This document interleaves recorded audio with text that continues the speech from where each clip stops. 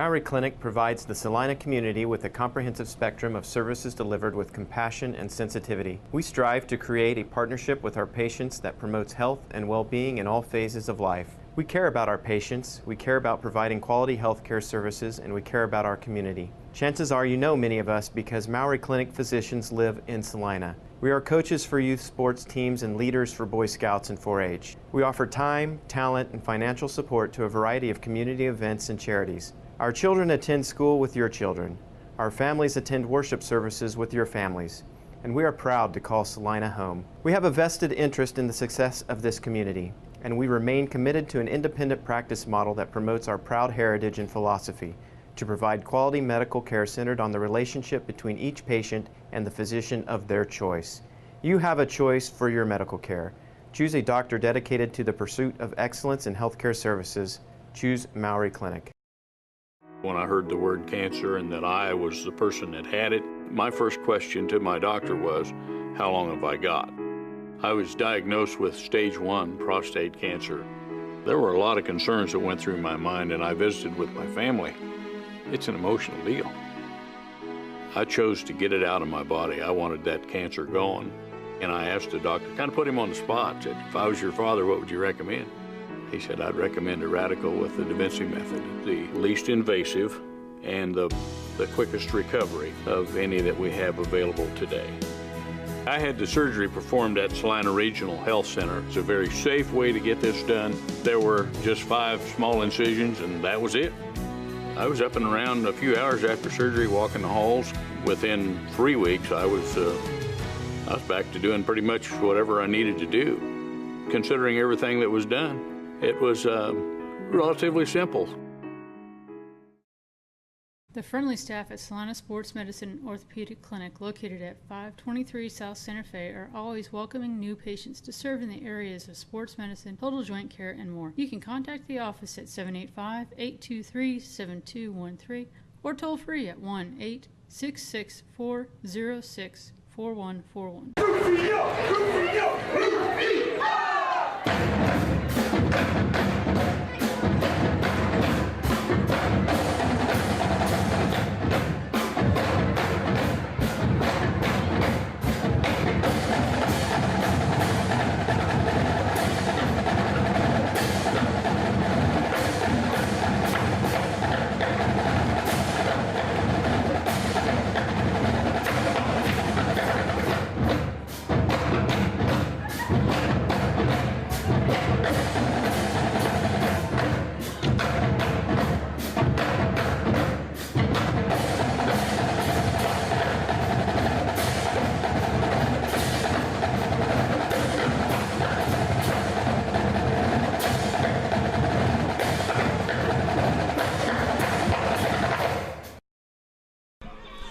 Welcome, Salina, to Salina Access Friday Night Football Week 7.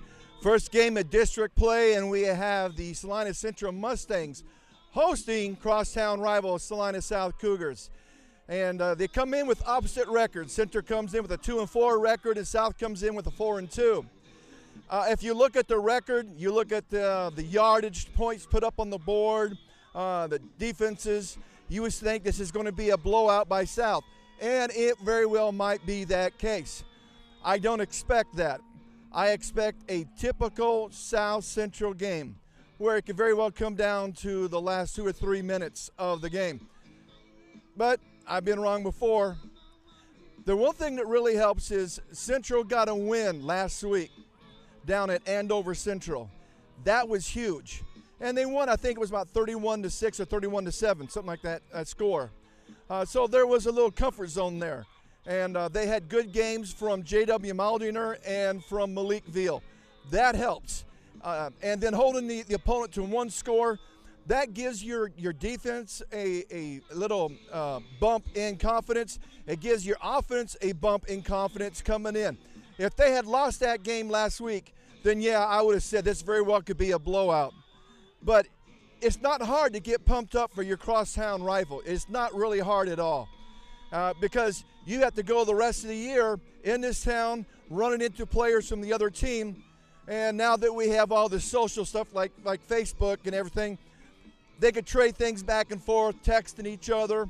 So you want to be the winner, so you for a year can, every time you run into them, remind them of what that score of that game was.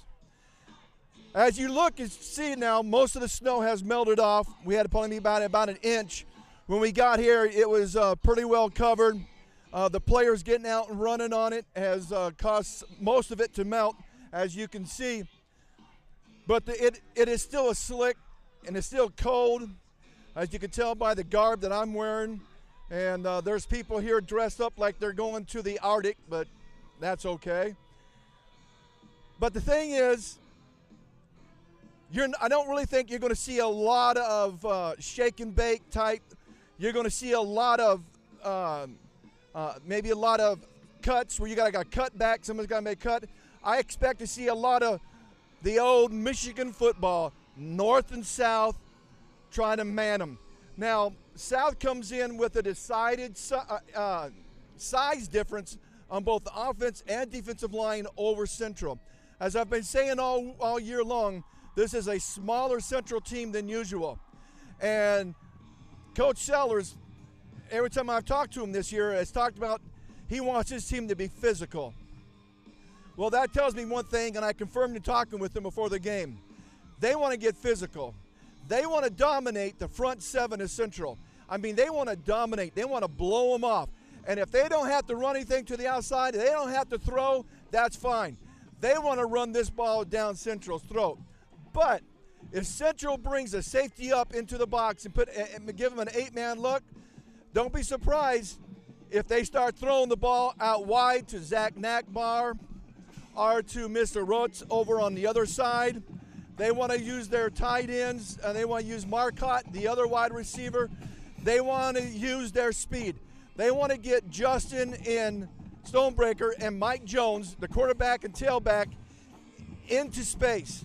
And then they want to get Zach Nakbar, the record-setting wide receiver for South. They want to get him some looks.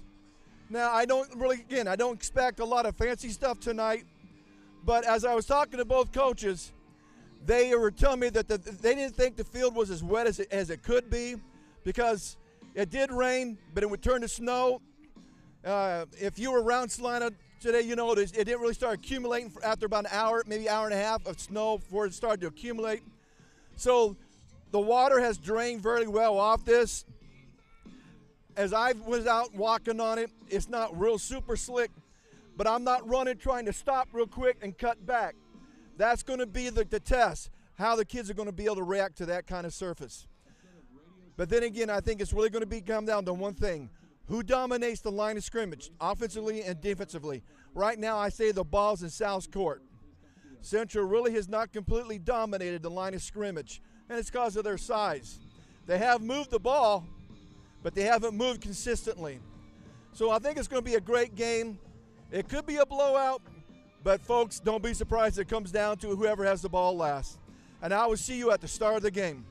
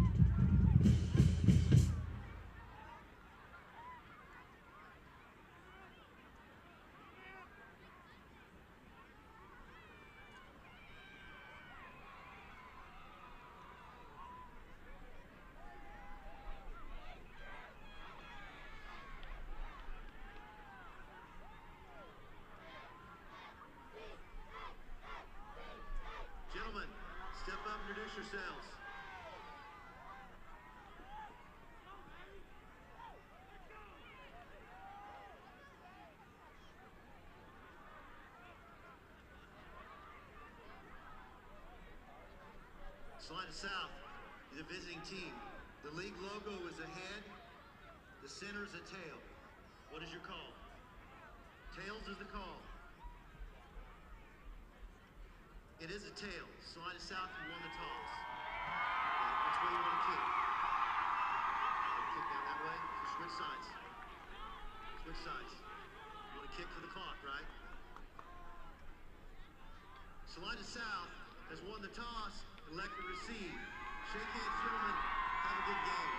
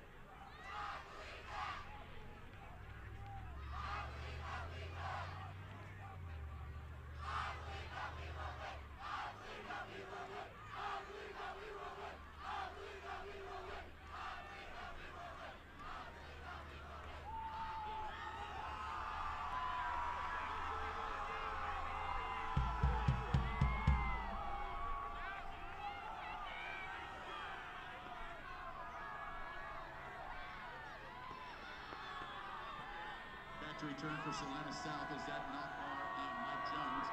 Kicking off for the Mustangs is number 1, Malik Beal.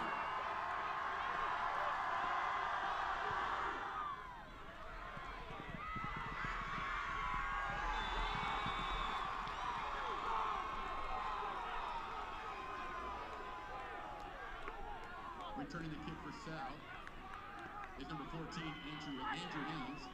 Making the tackle for the Mustangs, number 7, Javon Burrs.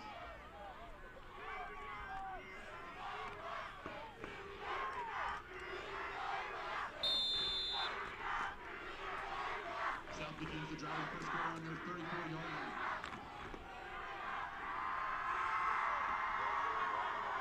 Quarterback for Salina South is Justin Stonebreaker.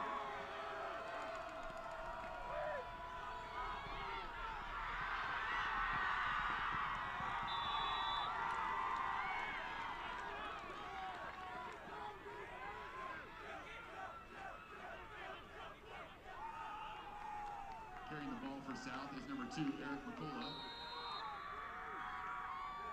And on the tackle for the Mustangs is number 2, Casey Reyes, and number 27, Thane Hyde.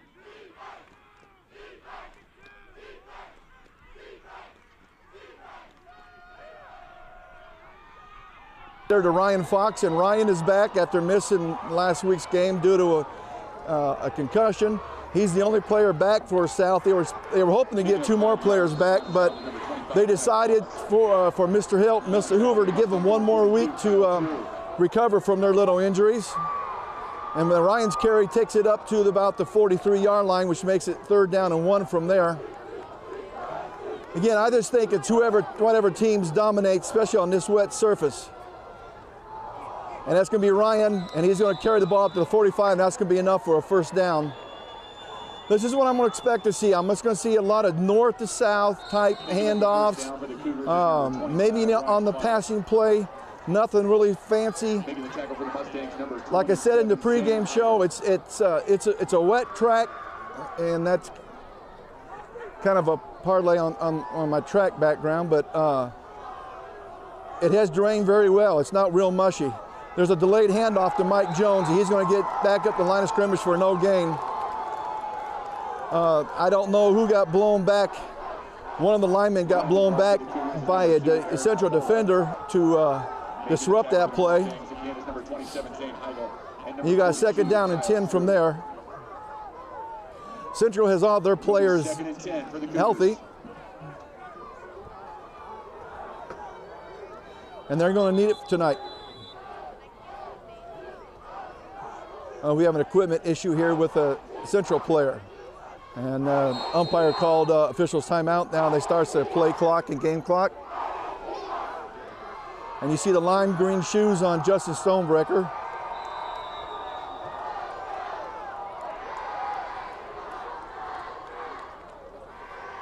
It looked like the side judge over here, or I think the linesman. Yes, encroachment. You can't go into the neutral zone. Remember, defense, you can move. You just can't go into the neutral zone. And when South had 2 men in motion and one was resetting, and you can do that as long as that one man sets. You can't have 2 men in motion when the snap is called. Okay, there's just a power lead for Mike Jones. It's going to have a slant off tackle to the left. He's going to carry it down to about the 48. That's going to be a 3rd down and 3 from there. Tanner Robo, I heard, had a very good game down in Wichita last week, or Andover Central. That's good to hear. Tanner's had a good year. He's just been very frustrated. The team's success or lack of success. There you go, 3rd down and 3. And it gets a handoff to Ryan Fox. He's going to take it down inside the 45, and that's going to be enough for a 1st down. And it's just good old power football. As I said in the pregame show, I'm expecting both teams to do a little bit of the old Bo Schembler Michigan football, which was 3-4 yards in a cloud of dust. Here will be a spray of snow instead of a cloud of dust, but just straight smash mouth football in these wet conditions. There's a delayed handoff to Mike Jones. He broke 1 tackle. He's still going, and he's still going all the way down inside the 30. He's going to mark him a little bit short of the 30, looks like, maybe right at. They're going to mark him right at the 30. Will be 1st down from there. And this is really what South wants to do. They want to string together long drives, keep that Central defense over on the sideline, keep that Central offense, on the sideline, and keep their defense on the sideline ready to go. There's another delayed hit to Mike Jones. If he could have got past that linebacker or the safety, which was Malik Veal, I think, he would have got a lot more yards. Making the tackle for the Mustangs, number 44, Tanner Robo, and number 99, Quintavian Hill. Well, I was wrong on both counts, Tanner Robo and Quintavian Hill. You got a 2nd down and 4 from there. Ball's inside on about the 24-yard line.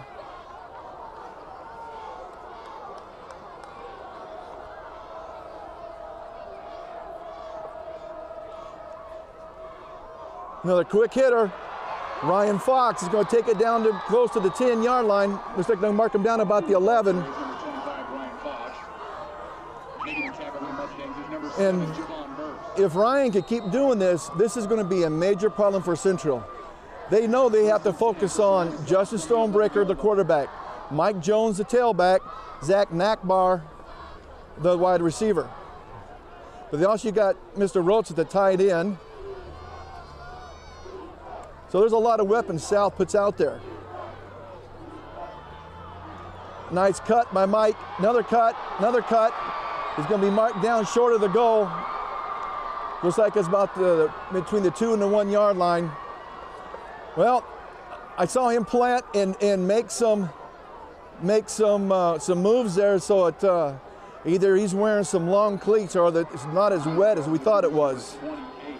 Y'all can see the United Way in the back of the end zone there. They set that up.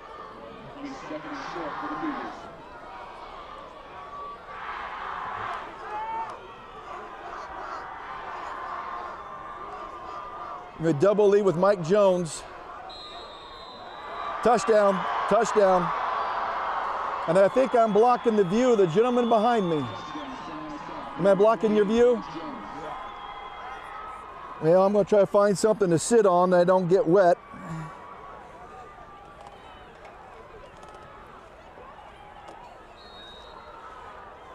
My daughter was supposed to bring my seat cushion for me because I forgot it, and she might have forgot it too. This is down in the truck right now waiting for me. Kevin Cross is on for the extra point attempt. Kick is up and good, and they're going to get roughing the kicker on Central, which I think can be accessed on the kickoff. Roughing the kicker. Defense. That 15-yard penalty forced on the kickoff. So that means South will kick off on Central's 45. You could actually do a pooch kick and still get it somewhat deep. Or even an onside. I don't think I'd try an onside per se. Although it would be easier for the cover team who are going that direction be able to react to the ball than the return team who might have to try to cut and make some turns on this surface to get to the ball. But I would do a pooch kick.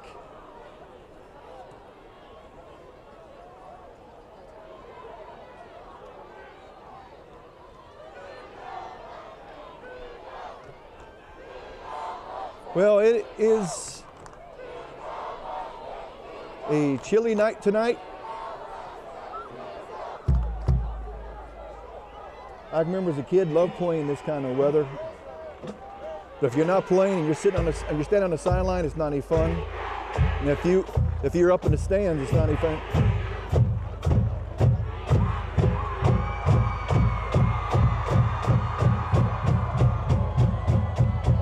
Well, we got the high school kids from South answering back to Central high school kids, so this should be kind of an interesting game on the way the cheering going. A lot of empty seats on both sides, and I think a lot has to do with this weather, and not just snow, but the coldness of it. It's open, it's free. It's free. The South jumped up sound like they got it. Ball's been recovered by Salina Central. They'll start the drive on their own 21-yard line. The guy who was kicking the ball came up, and another guy off the side came up and did a diagonal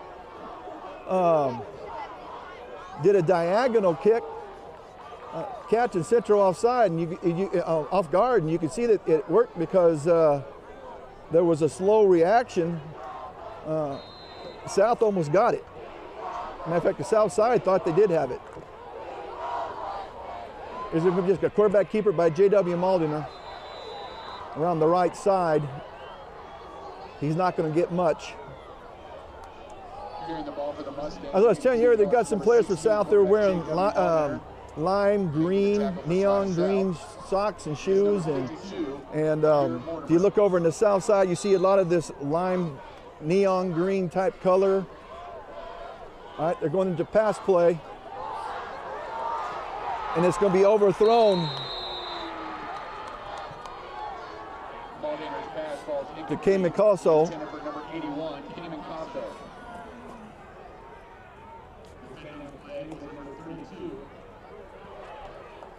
Aaron Moore. And if anybody in the truck has something I could sit on, I'd appreciate if they could have it brought up. I'd greatly appreciate that. Now you got third down and long. And they're rushing them. It's going to be completed. It's going to get completed up over the 30, 35-yard line. Someone was slow getting back on Malik. They let Malik get behind him. That might have been one of the linebackers or the safeties. Central sideline wanted a late hit, but he got hit right about the sideline. There's Malik. He's not going to get much. He got hit pretty hard. And on the play for Salina South is number 54. Malik had a great game last week down at Andover Central. going to be delayed handoff to Malik around the outside, and he gets undercut.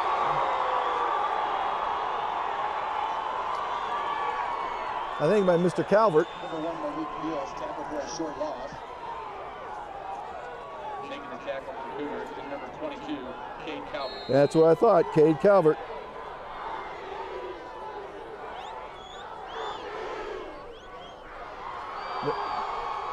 Kind of fumbled the ball a little bit, and it's thrown way out of bounds. And that's going to be 4th down and long, 11 to go from right about the 35-yard line, and Central will bring on their punt team. Bring up 4th and 11.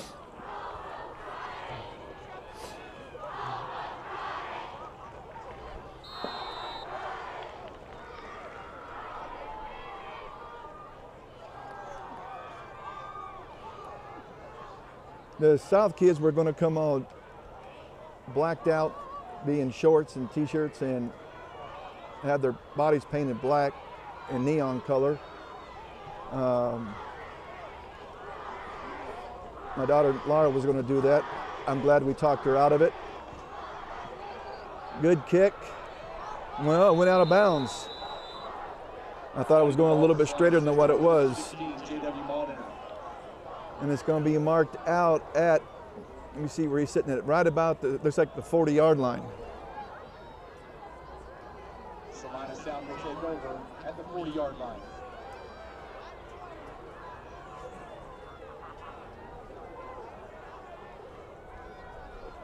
Well, Central got 1 first down, didn't get a second one.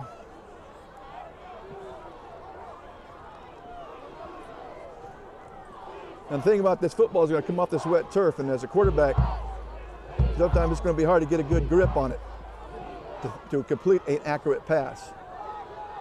Mike Jones on a delayed, he's going to be carried up to about the 43, it looks like, a little over the 43. Rushing the ball for Did some hopping and sidestepping and make some people miss. He's tripped up by number 24. Yeah, he's short of the 44-yard line. Going to be 2nd down and 7 to go. He needs to get right to the 50.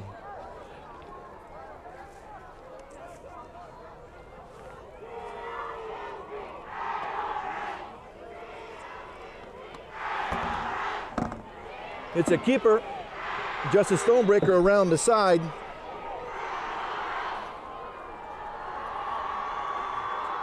Number 12, Justice Stonebreaker on the carry. I'm trying to get repositioned. They brought something up for me to sit on.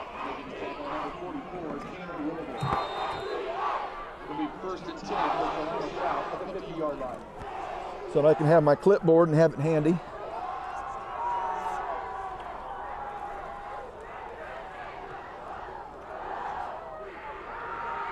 I was sitting on the clipboard. Ryan Fox, I think it was a fumble, they're saying. It was a quick hitter to Ryan Fox. I don't know if there was a problem in the handoff between Ryan and Central does have the ball. Sometimes when you have that quarterback read, where the quarterback puts it into the fullback's belly and then tries to pull it out, but the fullback's already locked down on that ball, you can get a turnover. And that's where you're taught that if you feel the quarterback, sometimes they have a word they say, or he just does a quick little yank on it as their ball carrier, you're supposed to let go and let him take the ball.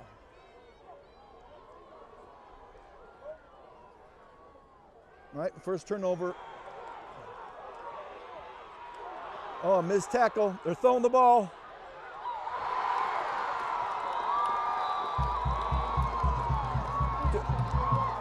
To Malik Veal, who ran all the way across from this side of the formation.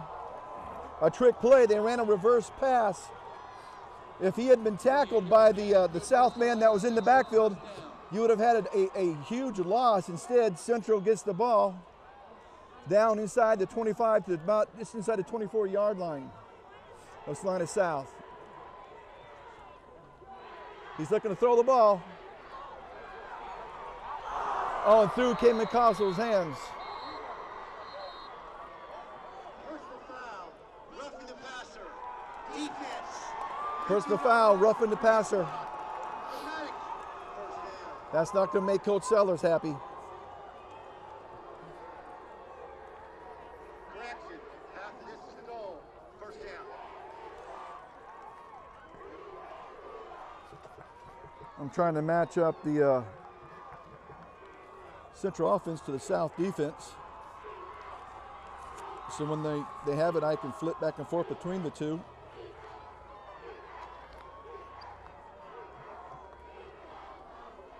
All right, Central's got the ball at the 12-yard line of Salina South. Let's see if South's defense can hold them out.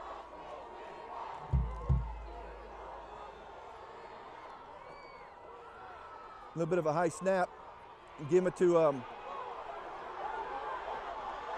Malik. He's going to be down inside the 5. Now, when you're a defensive end or linebacker on the backside, you are supposed to go 2 or 3 yards deep into the backfield and follow the play. But he followed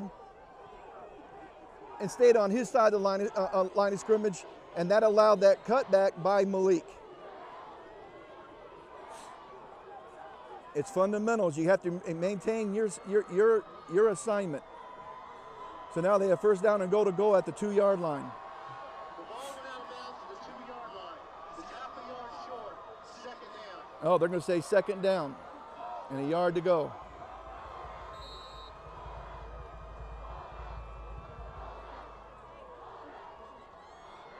Quarterback keeper with JW.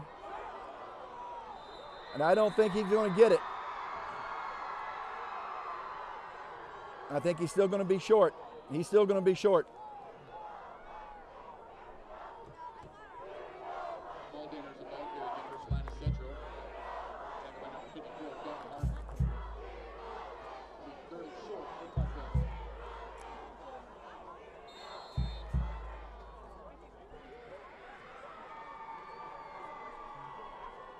And to watch, see if Central gets a little tricky. You got JW in shotgun formation with Malik right there to his right, and he's going to do a double lead. JW is going to follow. I think he's got enough for the first, though.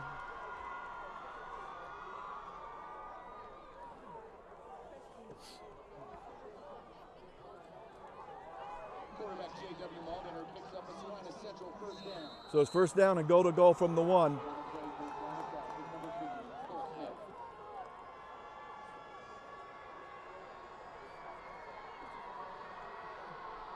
This time they got the offset eye with Malik. He's got enough for the touchdown.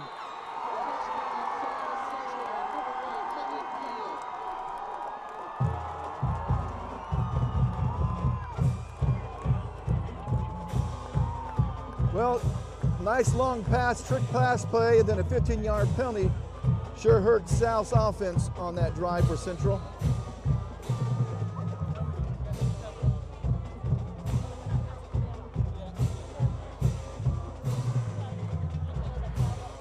Here's the extra point tip.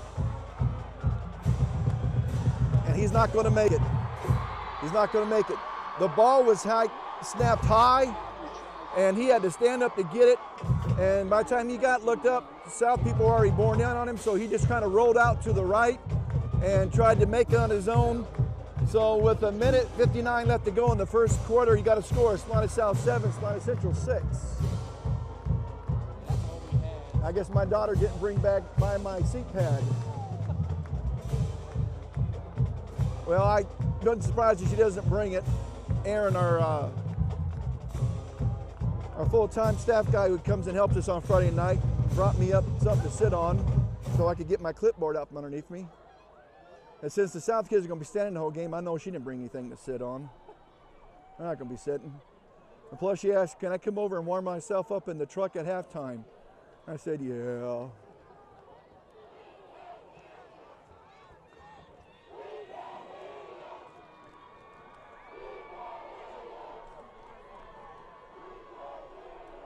right, well now, let's see how South reacts to that drive and that touchdown that came off a Ryan Fox fumble. There's another pooch kick again. Mike Jones was up close. He got the corner. He's going to be up over the 40. Returning the ball for Salina South is number 24, Avery Mitchell. I can't tell exactly where they got him marked out at. Making the play for the Mustangs, number 15, Jalen Park. Looks at about the 45-yard line, maybe 46, or just short of the 46. That pooch really might backfire back in Central's face. You give South a short field to work with. Now here's that power lead. Mike Jones following Ryan Fox into the hole. Now let's see if they're going to do what Sam said they're going to do. He said if Central brought a safety up into the box, that they just might just throw the ball over the top. He said that was the same situation. He was supposed to read the ball to Ryan Fox, and Ryan just took it. There was a hole, and if he would have gotten it in cleanly, he probably would have got more yardage than what he did. But he did carry the ball up to about the 49-yard line of Salina Central. They're at 3rd down and 5.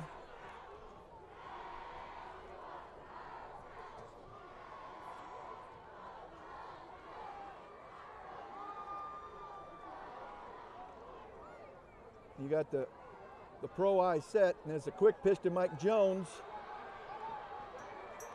And he's going to be undercut. And he might have been better off. Mr. Lyles undercut him there. He might have been better off of just taking that first cut up the middle when it was there.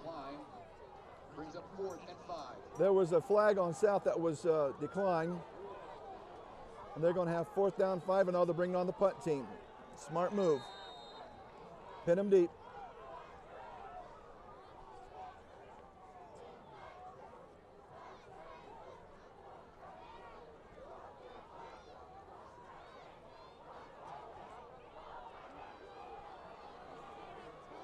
I know what Mike, he's trying to string it, hoping he could get to the corner and turn it upfield, but there, when you're in 3rd and 5, and you're just better off just. Central had strung it out. It's just turn it up, go north or south. Salina South called a timeout. They kind of elected to bring on their punt team not right away, so I don't know if that was the situation or if they're rethinking about going for it, or they're going to run a trick play from punt formation. If I'm Central, I'm going to keep my baseline defense on the field and just have 2 guys back in, one guy in return in case they do try to pull something a little sneaky. The ball is on Central side of the 50, at just short of their 49-yard line. If I'm South, though, I'm going to try to punt it, pin him deep, angle it away from the return man, which is Malik Veals, going back by himself. Any other district game after 1 quarter, Case High and Great Bend are tied at 0. And they have their offense, excuse me, their defense is on the field. This is not the return team.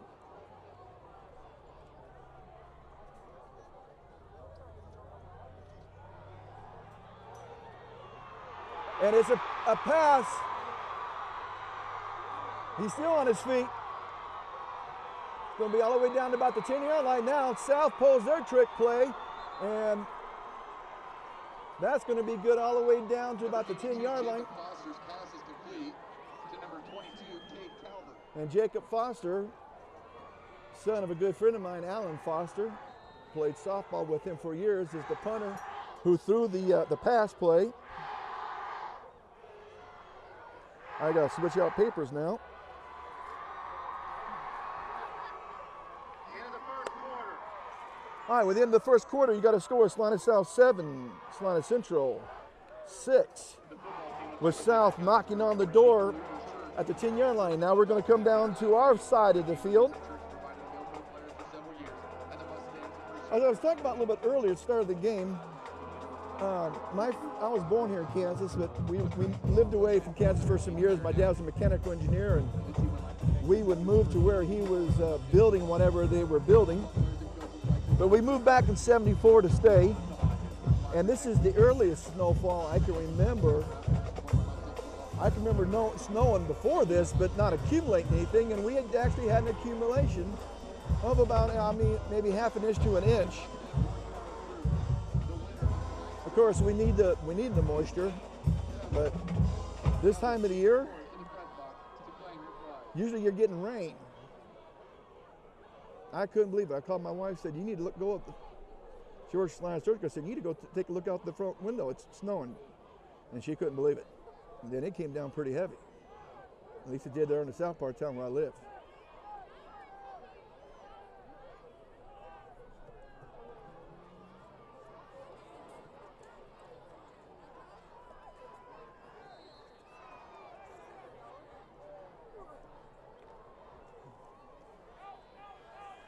All right, South comes out with their usual I formation. Wide receivers left and right. Tight end comes over to the left side. I'm going to do a lead with Mike Jones, and he's in for a touchdown.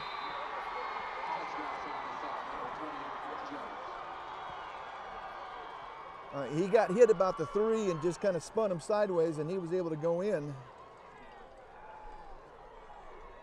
All right, well, now a trick play has worked for both teams. And the results of those trick plays is put the ball deep in the opposing team's territory and results in a score. Kevin crossed on to kick the extra point.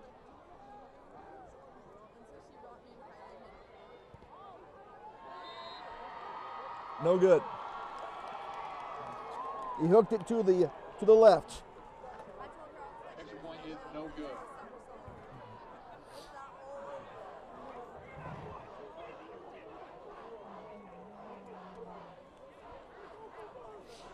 So with 11 minutes and 55 seconds to go in the second period, you got a score of Salina Central 13.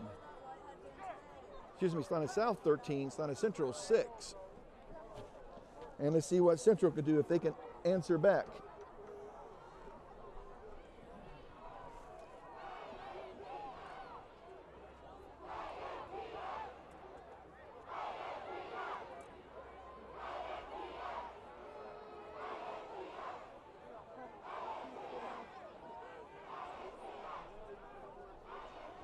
Even being as cold as it is, you still see people not dressed like they should, and then they wonder why they're standing there and shivering.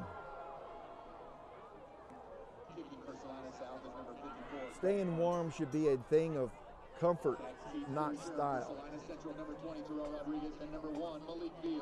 Now, if you can afford to do both, that's nice, but the biggest thing is to stay warm. So you got to dress appropriately. Here's the kick. Nice high kick. Going to land out about the 18-yard line. And he's going to be hit hard. Short of the 25. Terrell Rodriguez returns the ball to the 25-yard line. All right. Now we're back to Central offense, South defense here in my papers.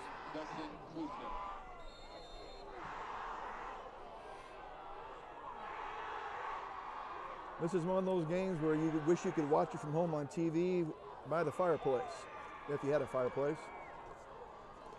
JW's back to throw. Almost intercepted. Almost intercepted.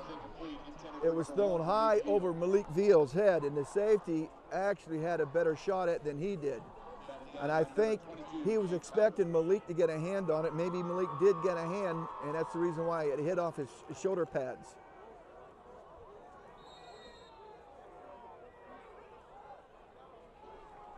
All right, he's back to throw again. Now he's getting a pass rush. And it's going to be caught by number 2. Number 16, J.W. Maldiner, to number 2, Casey Reyes. Casey Reyes. Central first down. And now we'll give the ball right at the 50.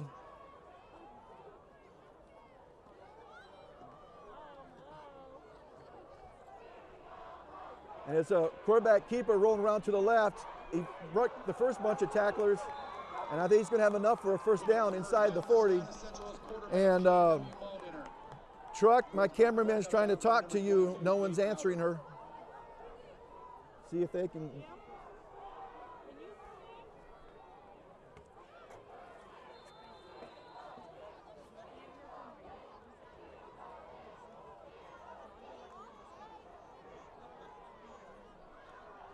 Here's a snap back to JW, who's going to run a quarterback option around the right side, and he's going to be stopped, I think, for no gain. Right at about the 38.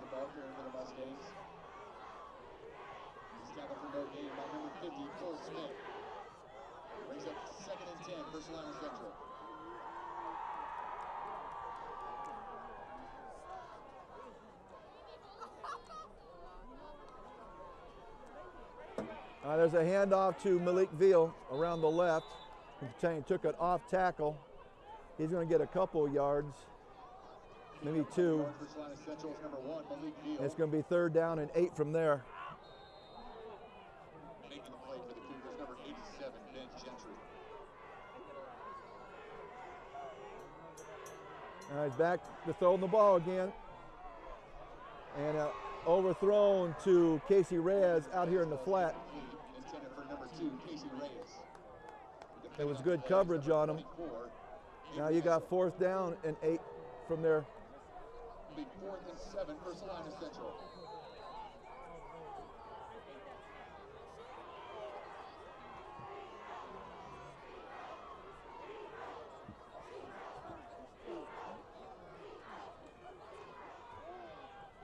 There's a pass. It's going to be incomplete.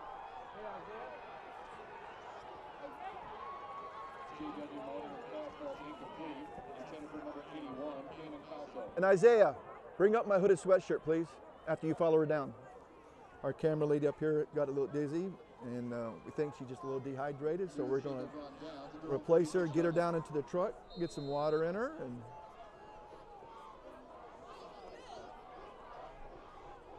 you can get dehydrated just as easy on a cold day as you can on a hot day.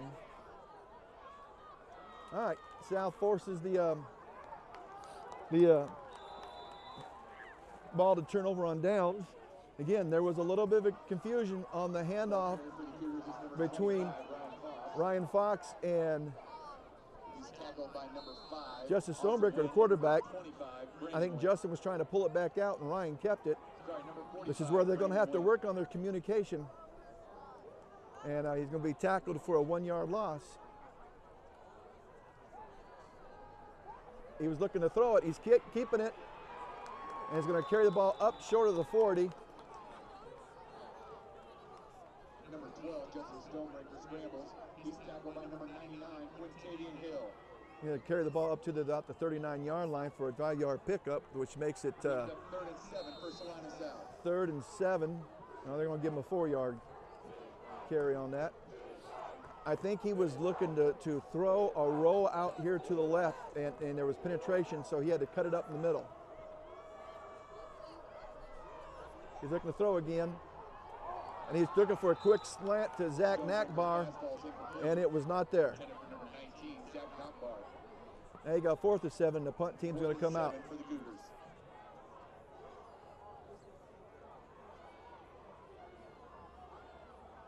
Back deep for the Mustangs, number 24, Adrian Castelli. They ran a fake on their last punt. That went for a first down, which allowed them to take the ball all the way down the 10-yard line, and then they scored the next play from there. I think Mr. Foster is going to kick the ball this time.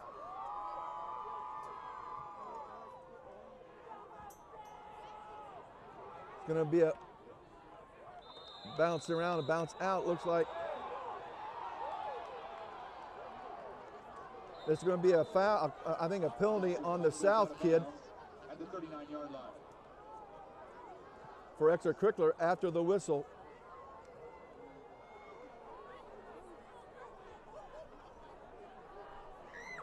Unless they call offsetting penalties. They both were kind of hooked up with each other. Personal foul. Unnecessary roughness. Salina South. 15-yard penalty to end the run. First down, Salina Central. Now that's not going to make Coach Sellers very happy.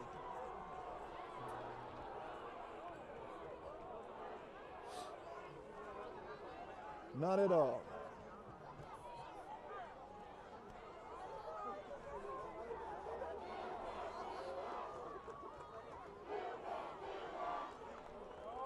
And I'm sure the young man, couldn't see the number completely. It was a 20 or 22. Thank you. JW on the rollout. And he's going to be tackled. The ball is loose. South has caught it. All right, that's the first turnover against Central.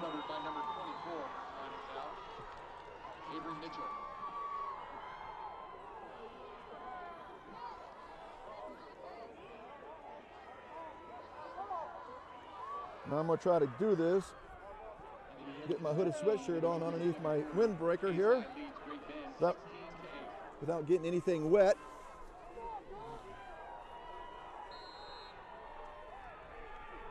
And not missing any plays.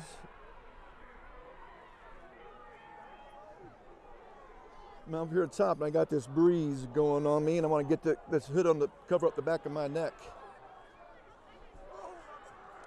There's a delay handoff to Mike Jones off tackle. He got yardage, but it was all on a slant, so he really didn't get anything down the field, so he gets tackled for no gain. And that's where I think you're better off just trying to go north and south if you can.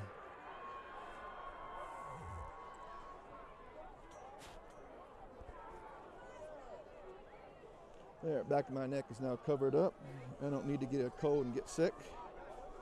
Would make my wife happy. Here's a quick pitch to Mike Jones around the right. Made the first man miss, and I think he's going to have enough down inside the 50, down to about the 45 at Salina Central. I think it's going to be enough for a first down.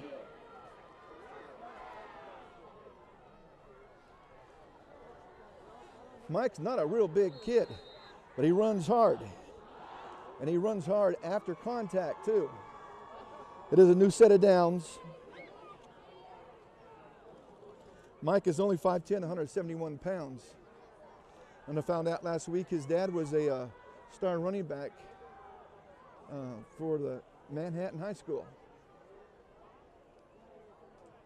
It's a quarterback keeper where they fake it.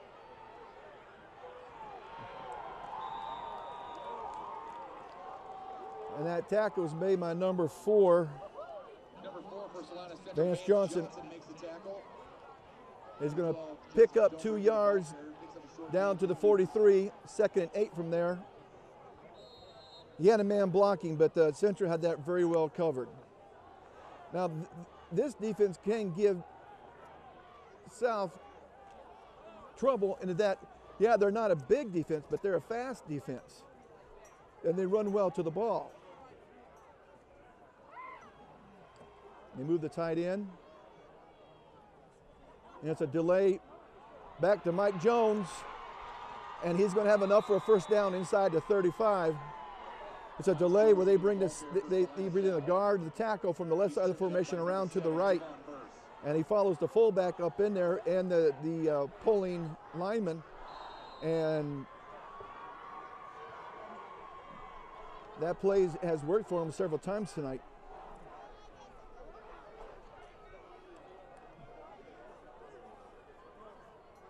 Again, they're going to flip the tight end. Going to do a quick throw out to Zach Nackmar, trying to make the first guy miss, which he did. And he's going to get down to the 22-yard line, and that's going to be enough for a first down. Javon Burst, the safety, came over and made the tackle after the cornerback whiffed on the tackle. Missed tackles, like I've said before, missed tackles are a bane to a defensive coordinator. That's probably the number one thing that they hate.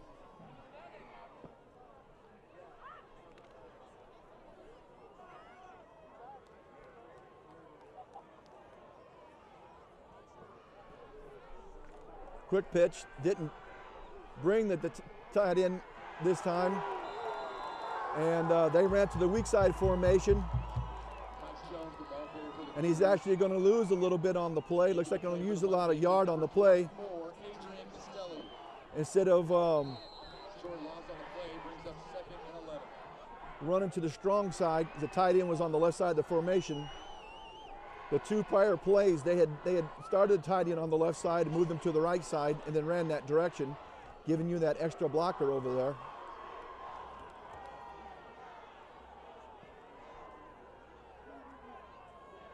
All right, a little bit of confusion there on the formation. There's going to be a flag for too much time.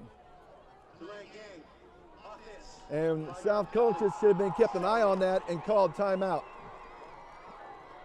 There was a confusion. Just burn a timeout.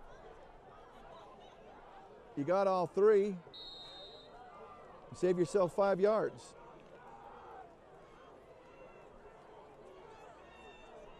And that's where the quarterback can look up and see the 5-second count going by the backfield judge, and then he can call timeout too. You're going to have both wide receivers jump. Now you got another 5 yards.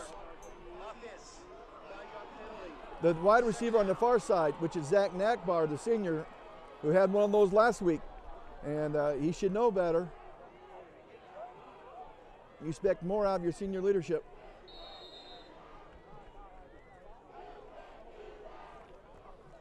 Now you got 2nd down and 21 from the 33-yard line. You need to get to the 12-yard line. He's going to roll out, looking to throw. And he's got it. Stonebreaker's pass is complete to number 83. Mitch Roach. That's Mitch Roach. He is the 6'3", 163-pound senior wide receiver, and he also lines up a tight end at times.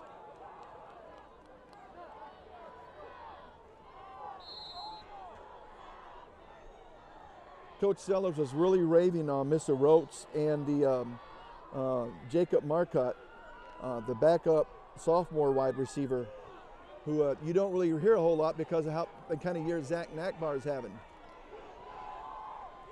Oh, he's going to score. He's going to score. Just went over the left side.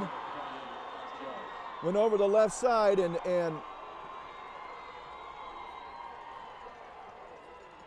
a couple of missed tackles. He had enough for the first easily, but then he had to miss that missed tackle, and where they got a leg, and he's able to pull it free, bouncy, then sprint on in. And Kevin Cross on to kick the extra point.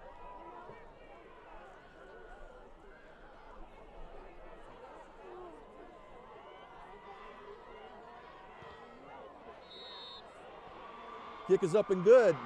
So 5:41 left to go in the second period. You got to score. Salina South 20, Salina Central 6. Central needs to come back now and needs to take the ball down the field and put some points on the board. They really need a touchdown, but they need to put some points on the board. They don't need a 3 and out and give chance for South to come down and put more points on the board before half. You're down 2 scores. You don't want to be down 3 going into the half. There was a conference there between 2 of the officials with the referee. The referee's the man in the white hat. He's the boss. I see some of the officials are wearing gloves, some are not. Sorry, folks, I'd be wearing gloves. When I officiated, it was this cold, I wore gloves. But then again, I was an awful lot younger, and as my mom would say, full of piss and vinegar. And I didn't dress up as heavy as the rest of them, but I did wear gloves though, and all I did was wore like my softball hitting gloves. Just something to give your hands a little protection, be still able to handle the ball and do the things you need to do with the football as an official. There's another, it's not going to be a deep kick, it's high. He's got a nice return up over the 40, over the 45. I think he's going back. Terrell Rodriguez is going to return the ball up to about the 46. So the pooch kick that South has been doing backfired on him there. And on the tackle for Salina South is number 52, Garrett Mortimer.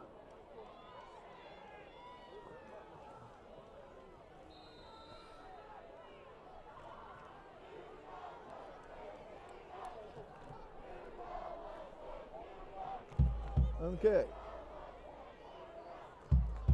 It's going to be a rollout. Going to be looking to throw the ball.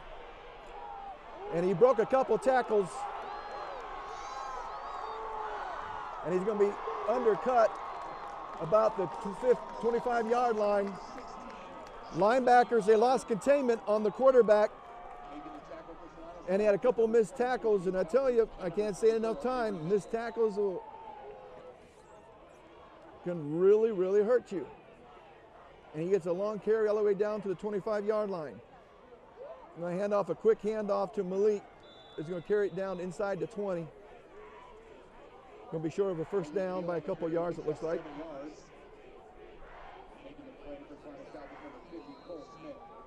Central's kind of a bit of a hurry-up offense now. They're just standing at the line of scrimmage, looking over to get the signal from the coach. And going to be a quarterback keeper. And again, there's a fumble. And South has the ball. He sidestepped and hopped and missed a couple of people, and he had the first down. But somewhere after that, whether going down to the ground, he got hit, the ball came loose, and South's going to have the ball, looks like about their 9-yard line. And you got 4:51 to go, and 2 timeouts for South.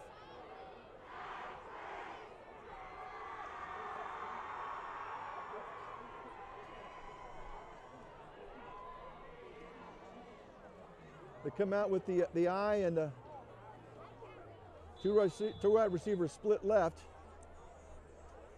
And they're going to hand it up to Mike Jones, who's going to carry the ball up to the 10-yard line and pick up a yard. Mike Jones, the ball carrier for the Cougars. Go back to my other set of paperwork here. With Jaden Hill and number 32, Clint Ryan. It'll be 2nd and 9 for the Cougars. Now South would like nothing more to take this down the field and put some more points on the board. Central needs to hold them deep, force a punt deep in their territory. There's a late pitch for Mike Jones, who's on his feet. He's going to be short of the 30. Mike Jones of Salina South is the ball carrier. Well, that was the play that South needed and Central didn't need. As he came to the left, Justin just really drew out the defense, and then a last-second pitch, and there was just a nice gap for Mike to go up, Jones in there. He was one broken tackle away from taking the distance.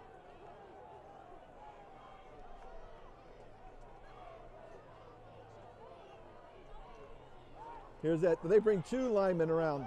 He's faking it, throwing it. It was thrown behind Zach, and there was a great play on the defense. Stonebreaker's pass ball is incomplete. Intended for number 19, Jack Knockbar. I didn't see who had coverage. There was 3 guys back there. Play for the Mustangs was number 24. Number 20. Adrian Costelli. Adrian Costelli. Had a nice play. If that ball had been more accurately thrown, it would have been a completion to Zach. Now, whether he could have taken it all in on farther down the field and into the end zone, I don't know. Now, where's 3 right around there? I don't think so, but it would have been a nice long play. And that was a nice call by the offensive coordinator, Coach Hooper. I like that play, just didn't get it done. Now you got 2nd and 10. Now we're going to run the option to the right. He's going to pitch. He makes one guy miss. He's not going to make more guys miss. Oh, yes, he did. And it's going to be a touchdown. I don't know how he got all those people to miss over there. I don't know how he did that. 71 yards, folks. He did a hopping and then a couple another hops, and I think the Central kids kind of fell on each other, and then boom, it was off to the races. And Mike has that kind of speed that boom, he was gone. That's exactly not what Mike Hall and Central did not want. And I know Coach Benoit, the defensive coordinator, definitely did not want that. And I can't say it again, missed tackles, missed tackles.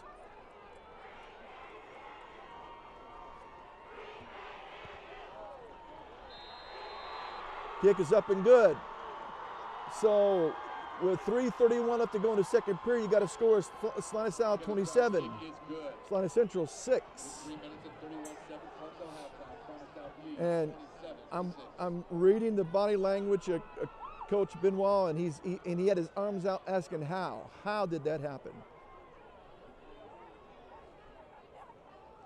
And I'm going to tell you, the number one reason of missed tackles, you drop your head to come in and make the tackle, you lose sight of the ball carrier and the move he will make.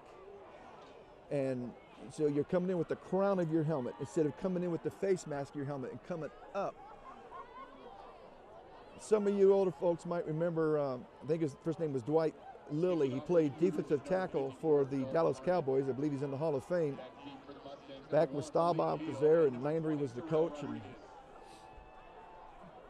he used to practice hitting himself between the eyes with his hands so that when he made tackles, his face was always up.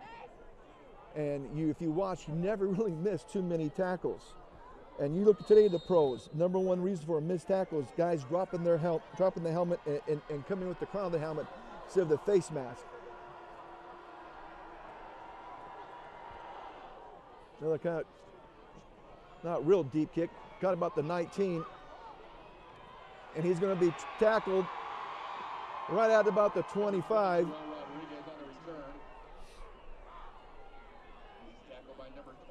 Well, the kids are doing what their coach should do. They're trying to come in behind the blocking. We used to call it the wedge.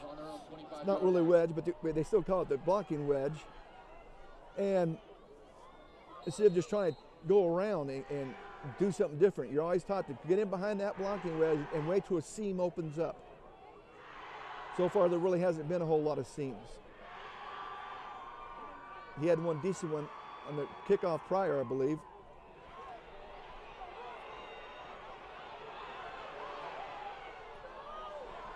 Almost, he was rolling around under pressure, threw back to the right.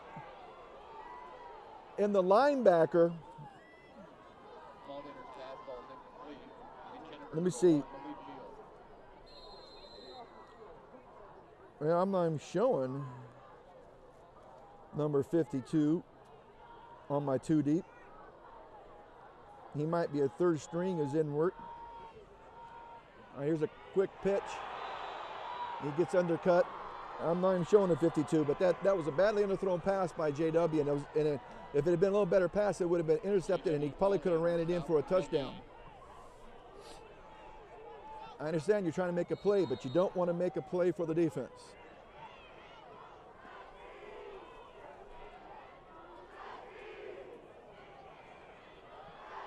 Okay, you got 3rd down and 9. He's dropping back to throw the ball. And Malik's going to have it. He's going to have enough for a first. He's going to be marked out at about the 37-yard line. 12-yard gain, good for. And that's going to be enough for a first down, and they will stop. Now they started the clock again. They stopped the clock to move the chains.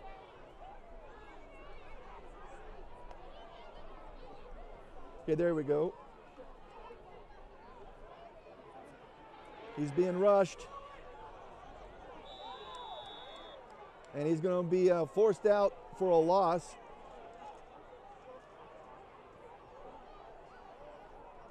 Muldaner scrambles out of bounds.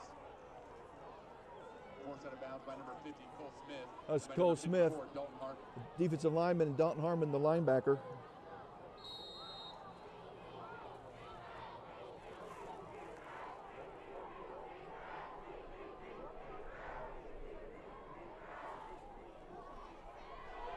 It's a screen. It's a screen. And he's going to be tackled for a loss. South did a good job of stringing that out over there to the left. He also ran into one of his own blockers, which didn't help any. Tackled by number 11, John McNabb, and number 34, Richard Walter.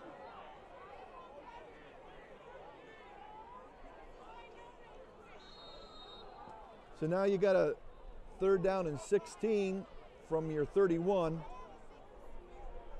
You need to get to the right at the 47. They need to put the ball on the 47 to get a first down.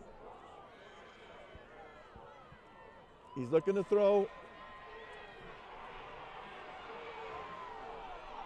And he's going to get, and he's going to be forced out back to the about the original line of scrimmage. Forced out of bounds by number 50, Cole Smith, and number 87, Braden Burley. And it's going to be fourth down from there. He sure makes a lot of people miss. His dad is sitting kind of down and off to my right. Kind of been standing the whole game. Very focal dad. Probably a very proud dad too.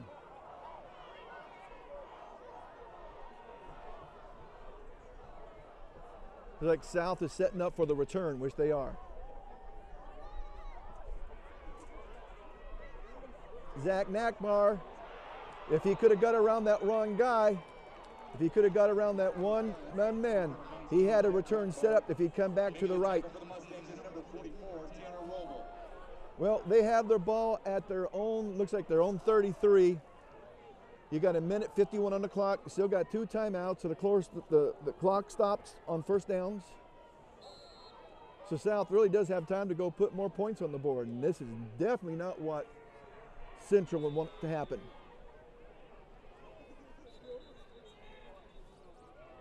You're down 3 scores right now.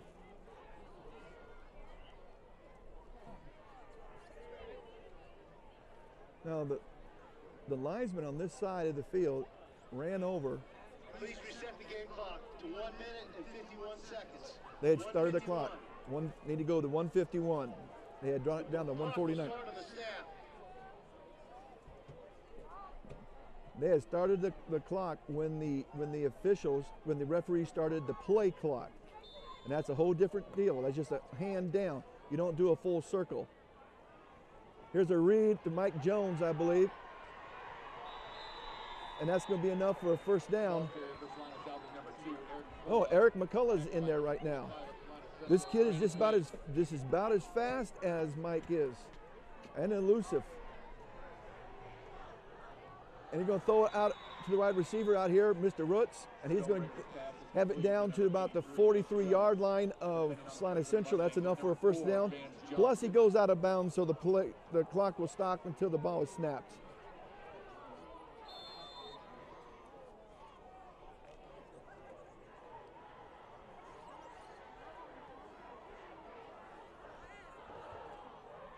Shotgun formation. Hand it to Eric. Now it's a race. And he's going to carry it down to the 17-yard line. I told you, folks, he's fast. That's a nice play call by Coach Hooper. Kind of a draw. I don't know if you call it a sprint draw.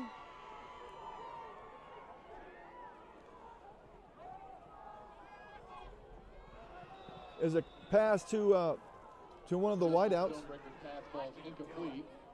Intended receiver is number 14, Andrew Haynes. Andrew Haynes. I had papers, folks. I really did. And we had no breeze, so I had them sitting down. All of a sudden, this gust of breeze blew them right into the water. They're now stuck to the cement. Because I'm sitting on the clipboard to keep my backside dry. Okay, you got a second down and 10 from there. And it's a keeper by Justice Stonebreaker, and he's going to score.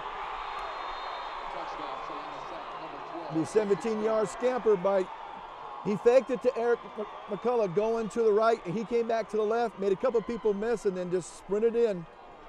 When I tell you speed kills, you've seen it now, both with Mike Jones, Eric McCullough, and Justice Stonebreaker, and Zach Nackbar has that kind of speed too.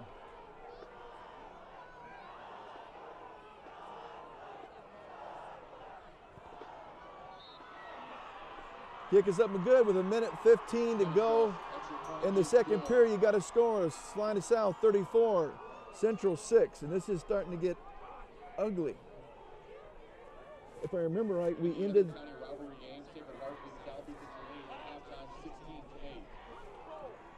We were 13-6, I believe, at the end of the first period.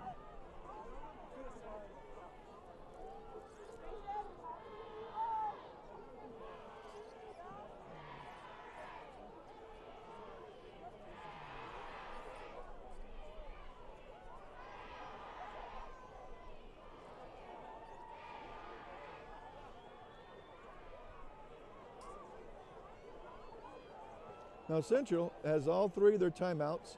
You got a minute 16, excuse me.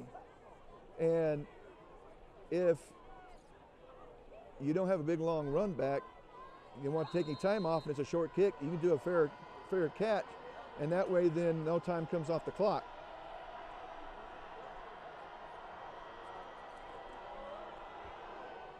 This is kicked high and deep. He fumbled it, and he's going to fumble it out. He tried to catch it right about the 14, and went off his hands. I think he took his eye off the ball to see where the cover team was, and it bounced off his hand and went out of bounds and actually lost about a half a yard on the process. So that took 3 seconds off the clock. So you're starting the ball at your own 14-yard line. You would have liked to have got it up to the 30 or over the 30 if you could have. So do you still go for it if you're Central? Why not? You got 3 timeouts. You're down 28 points.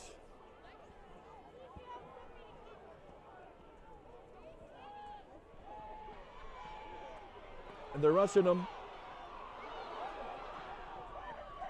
It's going to be intercepted by Cade Calvert, and he's going to score. Touchdown, Salina South, number 22, Cade Calvert. There is a flag on the play. You might have a block in the back, folks. Might have a block in the back. During the interception return, block in the back.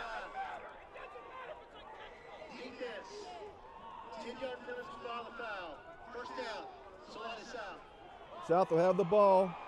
The flag's at the 16, so move it back to the 26. And there's 58 seconds, and they still have 2 timeouts. So take the touchdown off the board for Mr. Cade Calvert on that nice interception return. That makes you sick. You get to put one in the end zone on defense. But you got the ball. That's 3 turnovers for Central now in this first half. 1 for South. Central really needs to keep. There's Eric McCullough, and he fights hard too. Eric McCullough, the ball carrier for the Cougars. And going to be a timeout. Mustangs is number 27, Zane Heigl. Salina South. And number 44, Tanner Roble. Timeout, Salina South.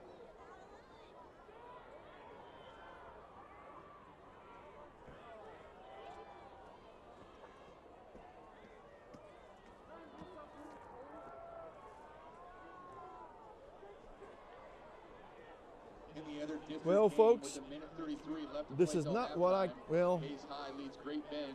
knew it was going to go one of 2 ways. It was going to go to South really sticking it to Central, or it was going to go to a shootout, close game. Now, whether a shootout, and when I mean shootout, a lot of points to both teams, or close game, but either or the two, the shootout or close, is going to be a close score.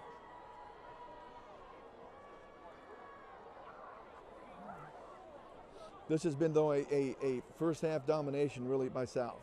But Central has moved the ball. They have moved the ball. They just have 3 turnovers. And you can't do that. Not when you're playing a team as good as South. He's looking to throw it. And almost intercepted and dropped. Stonebreaker's pass intended for number 19, Zach Notbar. It's broken up by number 24, Adrian Castilli made a nice play, just dropped it. And I sure hope that doesn't come back to haunt him, and South goes ahead and puts points on the board here. But the incomplete stops the clock, and got 3rd down and 7. Last week, because of a penalty after a touchdown, South had a 25-yard extra point attempt. So I know that they can kick it. He's going to roll out to the left. And it is intercepted. I believe that's Mr. Burse. Pass is intercepted by number 7, Yep, Javon Burse. Javon Burse. When you roll out to the left and you're right-handed, you really got to focus on getting that left shoulder turned around so you can make the throw downfield accurately. And he really didn't get his shoulder completely turned all the way around. I will be talking to the winning coach after the game, so.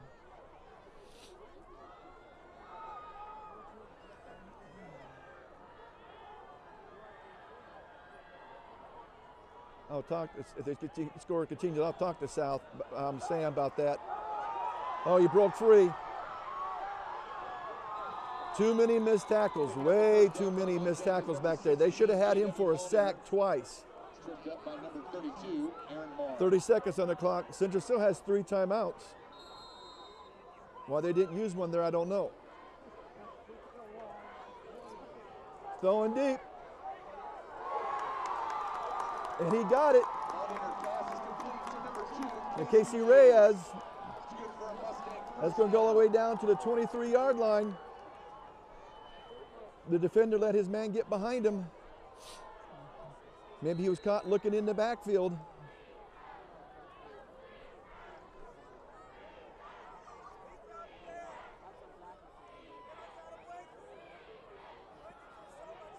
Oh, they're going to throw it to Malik Veal coming out of the back in the flat, and there was no one there. And if it had been a better thrown pass, he might have scored. From the 23-yard line.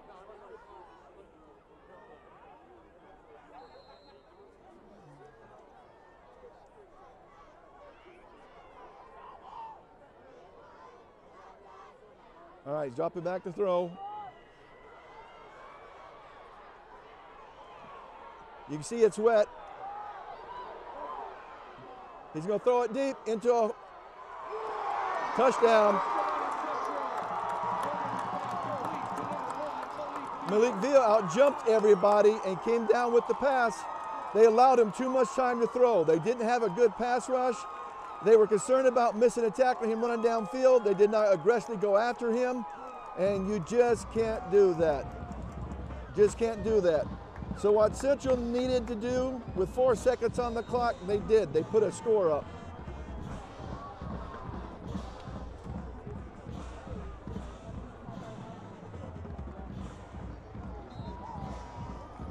They almost blocked that, but kick is good. With 4 seconds on the clock, you got a score of Salina South 34, Central 13.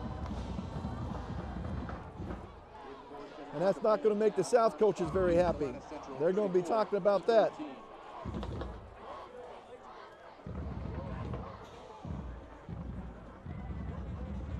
I'm going to let my guy here, I'm going to do my little halftime thing right here.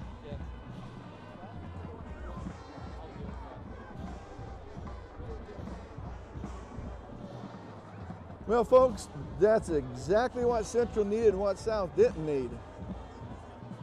I mean, Central's still in the hole by 21 points, and they'll get the ball to start the second half. And now we have a breeze that has kicked up that we didn't have at the start of the game. But as you see, most of the snow has disappeared, and I wonder what the temperature is right now. Cold is what I'm getting, cold. But nothing's freezing yet. That's the biggest thing.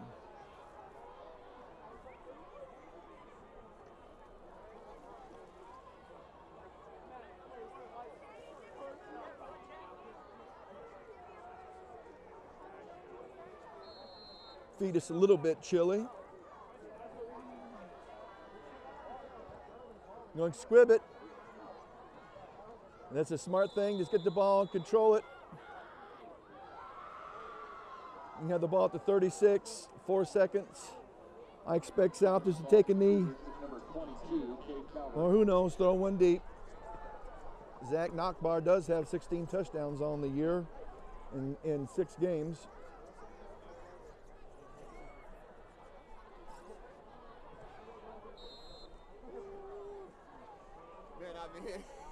Down there, you know that ball, don't you? Yep. Down there, you talking about he doing doing this and doing that. I'm like, check it out. I said, listen to that. Hey, I listen to you, and I know more about the game than what I'm watching. My friend Joe, we've known each other for over 30-some years.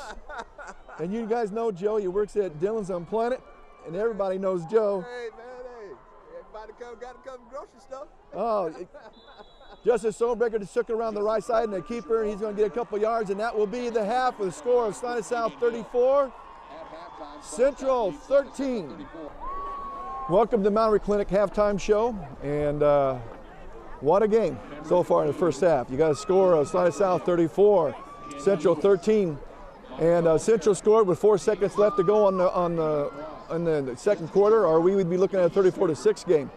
And for the most part, it has been domination by South. Central has had to use 2 big plays to score their touchdowns. They have moved the ball somewhat at times, but they have 3 turnovers to count for it. South has 2, and the last one cost them.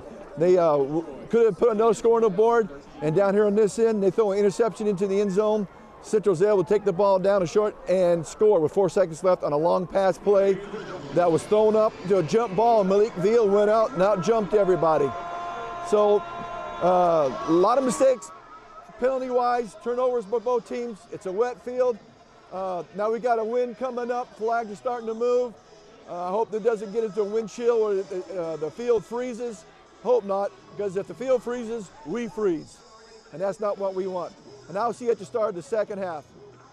Welcome back to the second half of Week 7, Salina Access TV's Friday Night Football. South leading 34, Central 13. Central scored on a bit of a Hail Mary, 4 seconds to go to give that score. And there's a bouncing kick that was taken about the 24-yard line. He's got a seam. He's not going to score. He's going to mark out though right about the 35-yard line. And this little pooch kicking thing they're doing is not really. Central's had a couple good returns. That's the best one for them so far. Someone got out of their lane. On a kickoff, you have lanes that you have to go down the field on, and you have that lane of coverage straight down the field. And if someone gets out of their lane, then you get those seams. And I think that's the pistol. And a handoff to Malik. He's going to carry it down to about the 30-yard line, just short of, be about a 5-yard pickup. And they're in a bit of a hurry off offense. They're not even going to the huddle. They're standing out there and seeing the play signaled in by the coaches, which means South can't really substitute players. And he's going to be throwing it. And it's going to fall incomplete. I believe the ball was to Mr. Maldiner and to Malik Veal, and it was a good throw by JW. Just there was good defense, and the balls were tipped.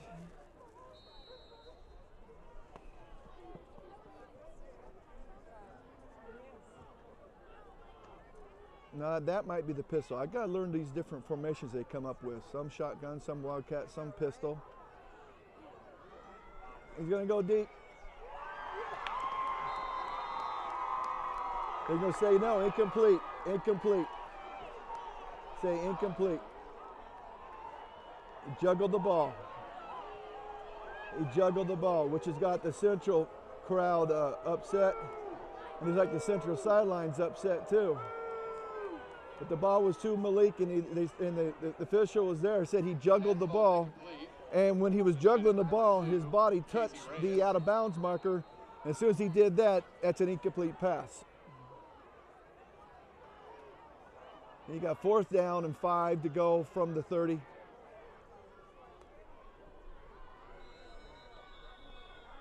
Timeout Central. All right, Central burns a timeout that they really didn't need or should have burned early. They might have needed it. I don't know if there was something wrong with the formation or South had something in their formation that they didn't like.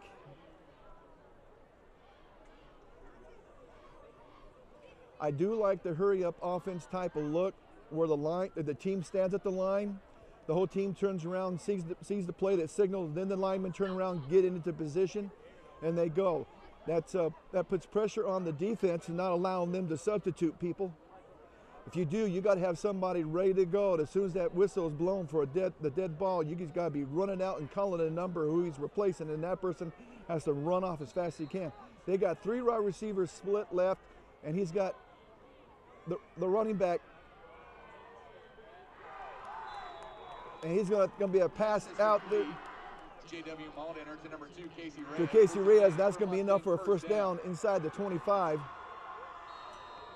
I believe he was the inside wide receiver who actually went and curled underneath the 2 outside receivers who went deep. There's a play by Malik, and he's going to be tackled for a huge loss all the way back over the 35. He kept trying to cut back, and every time he cut back, there was a South guy there, and by the time he tried to cut back one more time too many, he gets tackled for a huge loss. They're going to mark him all the way back to the 36. That's a loss of 13 yards. Now you got 2nd down and 23. You can do this in chunks. They're getting a pass rush on him. They're going to say it's complete. Malden's pass completes to number 2, Casey Reyes. He's only going to pick up a couple of yards. Defending on the play for the Cougars, number 24, Avery Mitchell. That's going to be 3 yards. It's going to be 3rd down and 20. You need a bigger chunks than that.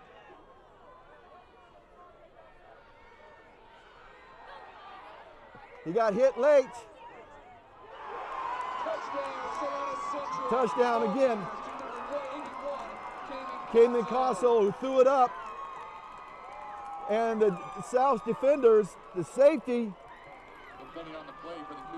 had gotten in, and both the cornerback and the safety misplayed the ball, and 2 Hail Mary throw-up passes score.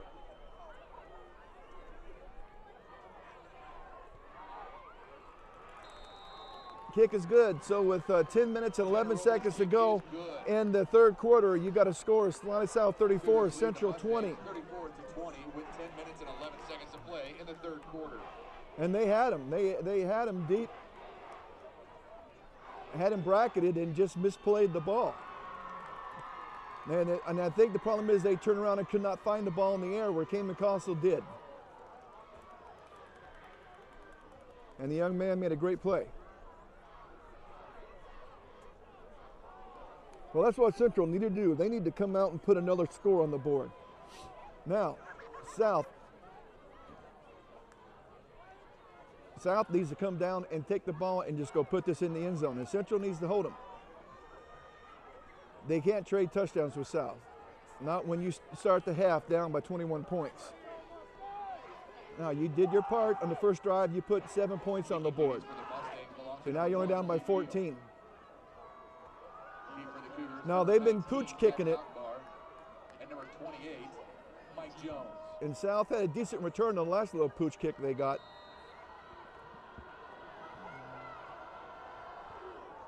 Again, a pooch kick. And it's going to be caught right about the 40-yard line. Ball fielded by number 14, Andrew Haynes. Andrew Haynes, wide receiver. They've got good hands people up there in the intermediate coverage people, our return people. Just for that very reason, because they're just doing a pooch kick.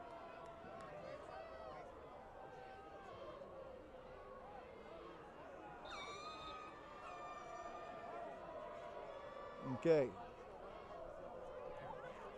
Quarterback keeper. He faked it to Ryan Fox and was running the option around the right. And that was to the short side of the field. And sometimes you try to run that to the short side of the field, hoping to catch the defense, trying to play to the wide side of the field. He picked up 4 yards. Got 2nd down and 6.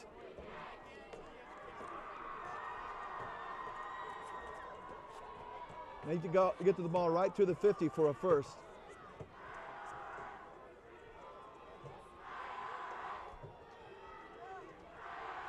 Here's a double lead by Mike Jones, who made one person miss, and he's going to take the ball down to the 49-yard line at Salina Central, and that's going to be enough for a first down.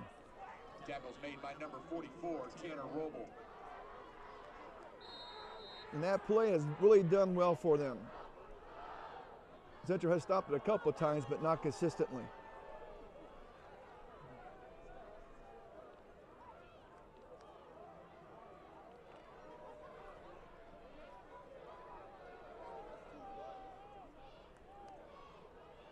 Okay, he's got the eye. He's got, there's a fumble. And it's Central's ball. It was Ryan Fox carry up the middle, and I don't know how he got it knocked out or something. Ball carrier was number 25, Ryan Fox. Fumble is recovered by number 44, Tanner Roble. And that's where South has got to do a better job of hanging on to the ball. Now that's 3 turnovers for both teams now. Central starts at their own 41. This is what Central needed. They need to take the ball down and go put it in the end zone. South needs to force a turnover on own or force a punt.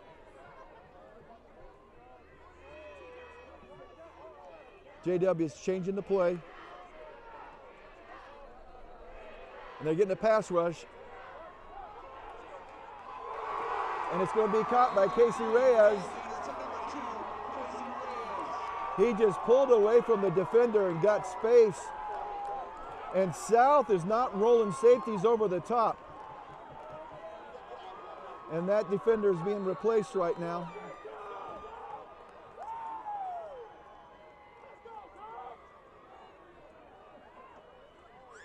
Here's a handoff to Malik Veal. Is going to carry it down inside the 15. Number 1, Malik Veal. Tackle made by number 34, Richard Walters. South is doing some quick substitution. It's Malik Veal again, around to the left. Malik Veal again is your Mustang ball carrier. He's going to pick up a couple yards, it looks like. By the Cougars, number Maybe just 22, one. Nate Calvert. It'll be 3rd and 5 for the Mustangs. South's defense actually was not even set when that ball was snapped. And there's a quick pass out in the flat to Malik Veal. Going to catch it about the 9-yard line. That's going to be enough for a first down. That'll be first down and goal to go from the 9. Malik Veal. Tackle made by number 34, Richard Walters. It'll be 1st and goal for the Mustangs from the 8-yard line.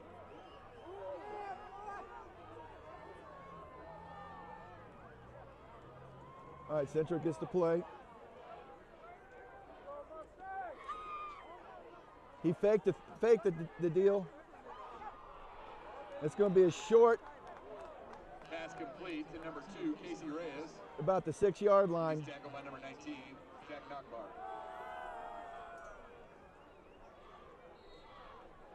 Just a little quick thing. Out to Casey's going to pick up about 2nd and goal for the Mustangs from the pick up 6-yard 3 line. yards. 2nd and goal to go from the 6. He's again faking the, and it was intercepted. Intercepted, and he's going to take it the distance. I don't see any laundry on the field. They didn't try to do another quick throw like that. And this time JW looked at the wide receiver all the way. The safety, I believe number 22, Caden Calvert, came up, made a great play, and took it the distance. 90-some yard interception return.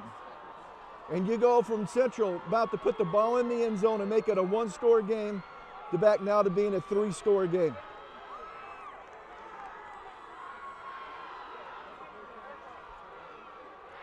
And JW had the angle on him, but Cade made a nice cut behind him, and then outran the rest of the defenders.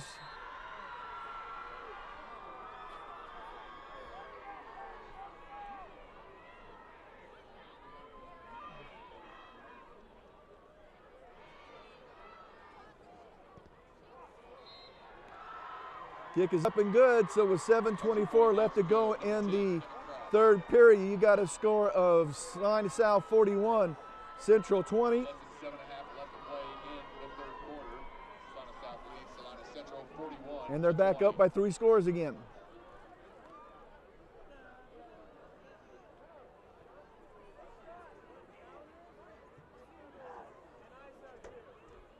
Well, just like that, momentum switched back from central side of the field to south side of the field. And when they say Miss Momentum is a very fickle lady, they're not joking.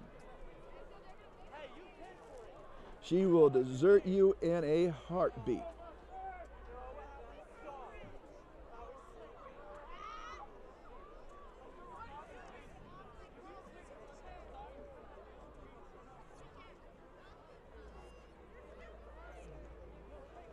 That was a tremendous play by Mr. Calvert.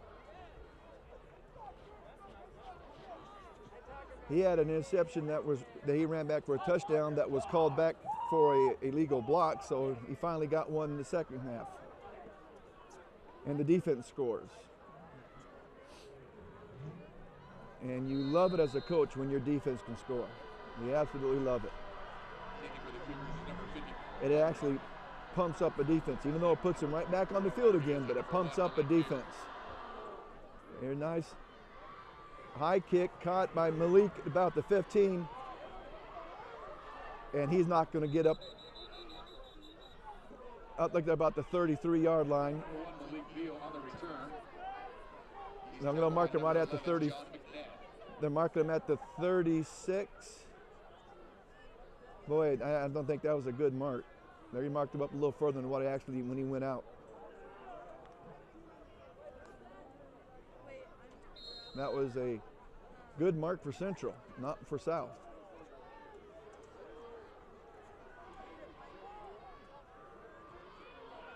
All right, he's looking to throw again. And he's going to get tackled for a loss by Mr. Cole Smith. Defensive tackle has been close quite a few times tonight. That's going to be a 2-yard loss back to the 34. And they brought in Zach Nakbar to play. They were trying to give some of their starters who play defense a little bit of a break. And it's the quarterback keeper, JW, around the left side. He's going to get a few yards, but not much. He's going to get up to the 38-yard line. Tackle made by number 54, Dalton Harmon, and number 50, Cole Smith. That's a 4-yard pickup. Go down to 3rd down and 8 from there. He's looking to throw to the right. And he's got him, man. He's going to be short of the first down. It's going to be up to the 44-yard line. It's going to be 2 yards short of the first. 4th down and 2 to go from there.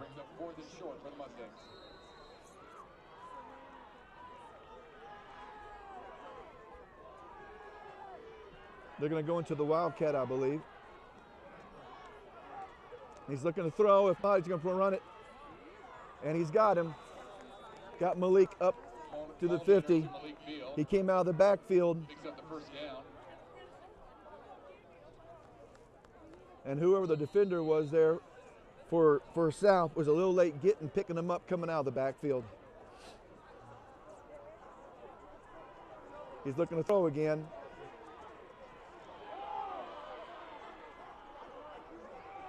And it's going to be way out of bounds, way out of bounds, way out of bounds. Incomplete pass. Again, remember, when you roll out to the left and you're right-handed, you've got to get that left shoulder turned around to increase your accuracy on your throw. And he had his wide receiver open, but it was thrown too far out of bounds.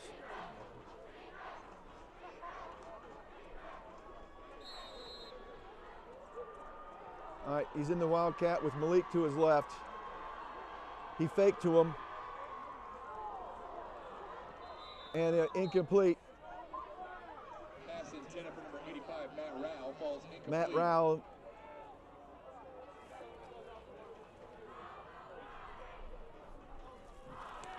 Matt is a senior 5'9", 164-pound receiver.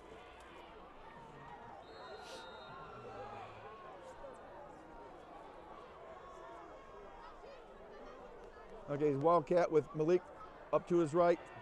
And there was holding. And he's going to be tackled.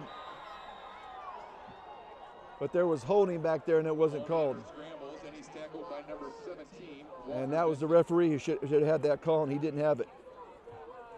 The South man had gone around, and the Central guy still had an arm wrapped around from the side, wrapped around the front of him. That's holding, folks.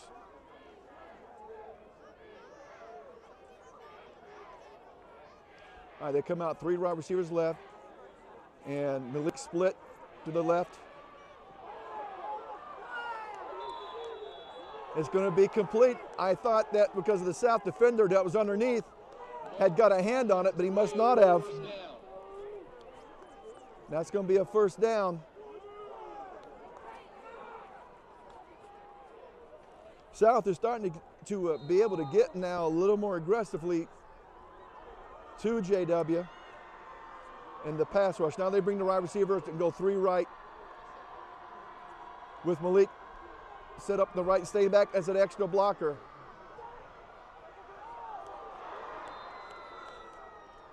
Incomplete. I actually thought it might have been intercepted, and I think Zach Nachbar had the better angle at the ball, but was not able to catch it.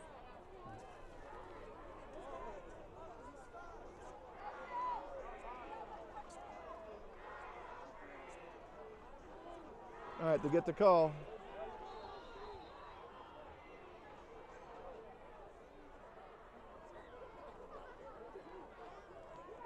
He's throwing it to underneath, and he's going to take the ball down inside the 20. Mulliner's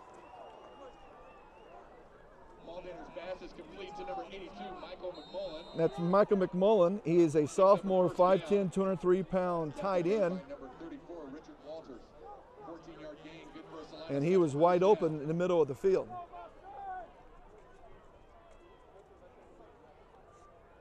J.W. again faking the throw, and there was a little bit of a read difference between Personal foul, roughing the passer, defense, asked this to go to the previous spot, automatic, first down. they got roughing the passer. That's the second roughing the passer on Salina South. Again, those penalties are not going to make Coach Sellers very happy at all. And that's a 15-yard penalty, or half the distance, depending on where the penalty occurred, and it's going to be half the distance. Ball down to the 12-yard line. It was given to Malik. And Malik's in for a touchdown. And I can tell you right now, South coaches are not going to be very happy about that whole defensive series. And Central can be very happy about that offensive series. They moved the ball mostly through the air. But the last 12 yards by Malik Veal. They've been faking to Malik throughout this and thrown it. And this time they gave it to him, and they did not react because they thought they were going to throw it again. Kick is good. So with 4:01 left to go in the third quarter, you got to score Salina South 41, Central 27. And maybe this is starting to be a little bit of a shootout, but when you're down anywhere from 3 to 2 scores, when you're usually talking shootout, you're within at least a 7-point difference of each other.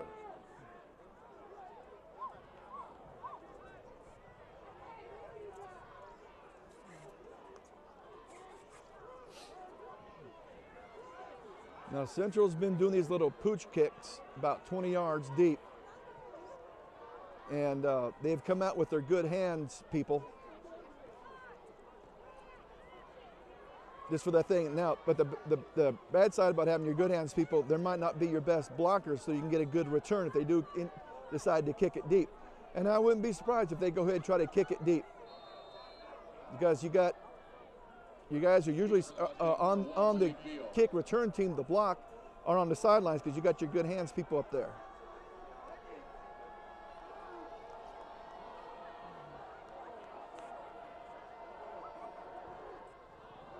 He's not even going to go 10 yards. It's not even going to go 10 yards. They tried to do an onside kick and went 6 yards to the 46. And South's going to get the ball at Central's 46. That play backfired right in Central's face. On the 46-yard line. Now, good teams make other teams pay for their mistakes. Let's see if South makes Central pay for this mistake.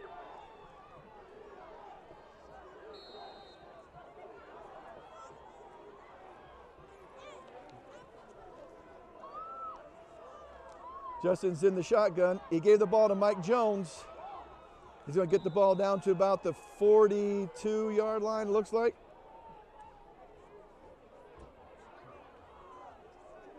Mike Jones, the ball carrier for the Cougars, Picks up 4 yards, be second down and 6 from there. Tackle made by number 24, Adrian Castelli.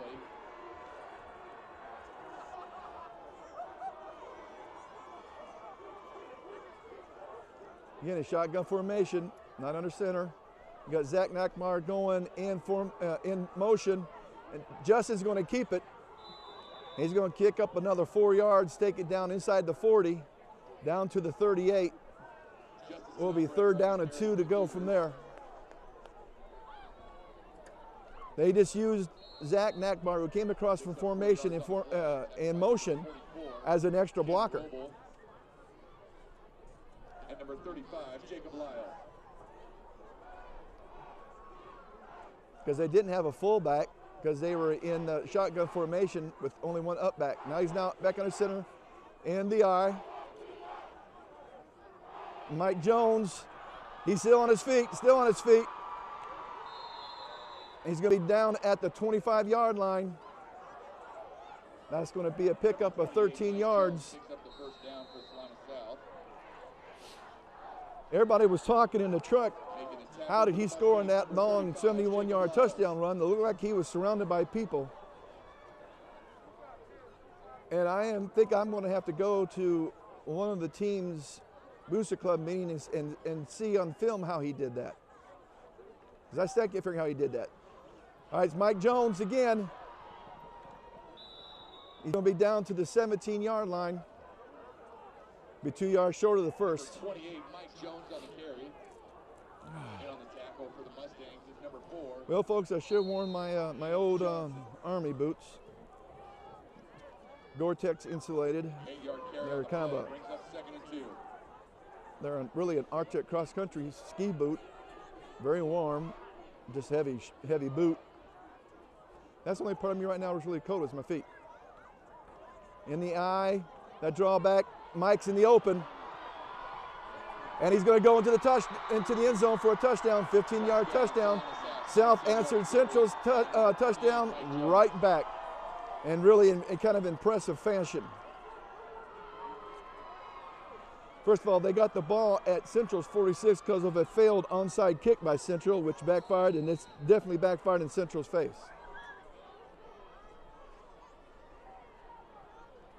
Kevin Cross on to kick the extra point.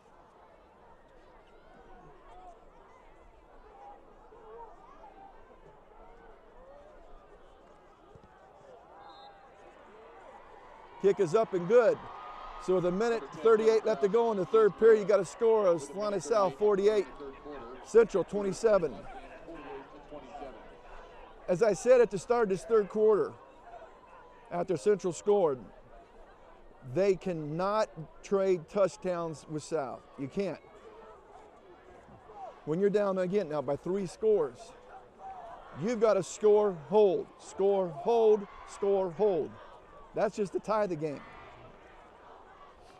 And if you make all your extra point attempts.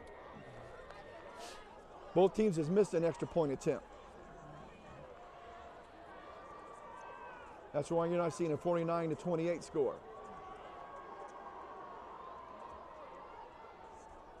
All right, now South have been kicking kind of a high, not really deep kick. Been landing anywhere between the 15 and the 20. But last time, That ball was taken all the way back over the 50-yard line by Central, which gave them the ball in South's territory to start their series. I don't know if someone got out of lane or not. Usually that's what happens. Here again, now this is more of a line drive, squib around, bounce around, and picked up about the 15. And he's going to be dropped about the 22-yard line. This time, South came down, and Traven Slayton, the junior, 6'1", 153-pound wide receiver D-back, who is fast. This kid is fast. Came down and made a nice play, and if you saw that, he has some good speed coming around behind. And caught Malik from behind. Again, there's that fake to Malik. Now he's having to no, it's going to be incomplete. And there's almost a little bit of a push-off. And I don't know if they're both pushing on each other or not, but it looks like a little bit of a push-off to get that little bit of separation between wide receiver and defensive back. But they got pressure on JW. His first option was taken away from him, and then he had to run around to the right. And then they brought two men up on him, and he immediately, this time they're not even faking it. And he's going to run it.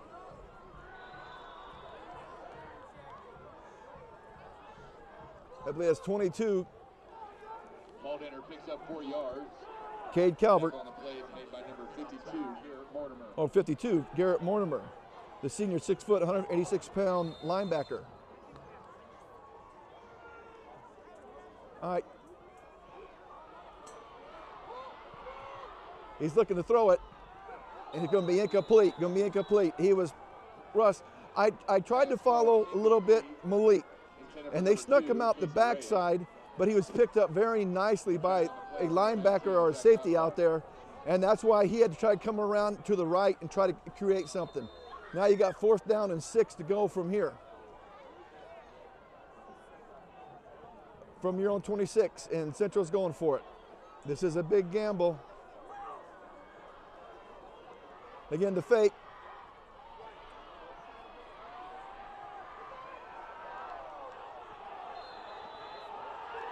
They're saying going to complete pass. And Coach Sellers is really beside himself on that. They're saying it hit the ground. That was a nice 4th down play.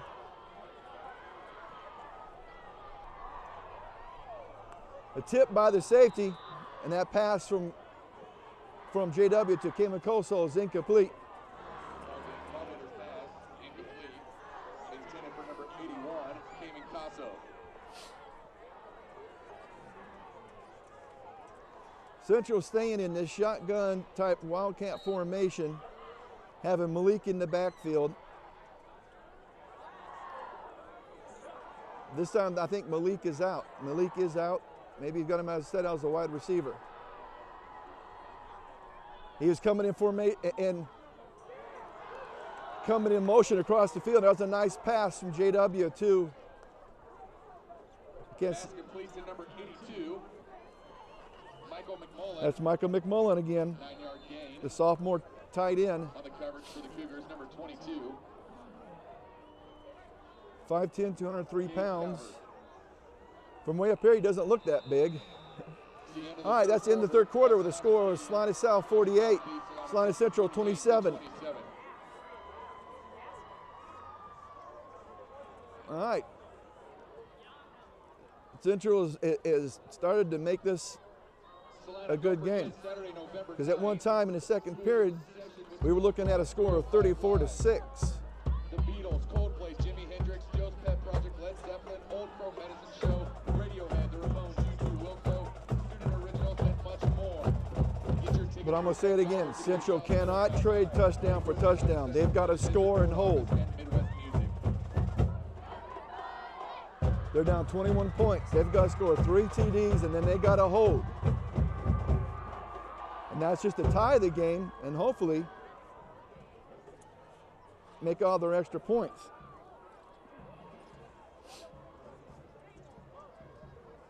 Well, the sun is, excuse me, the moon is out. It's a full moon.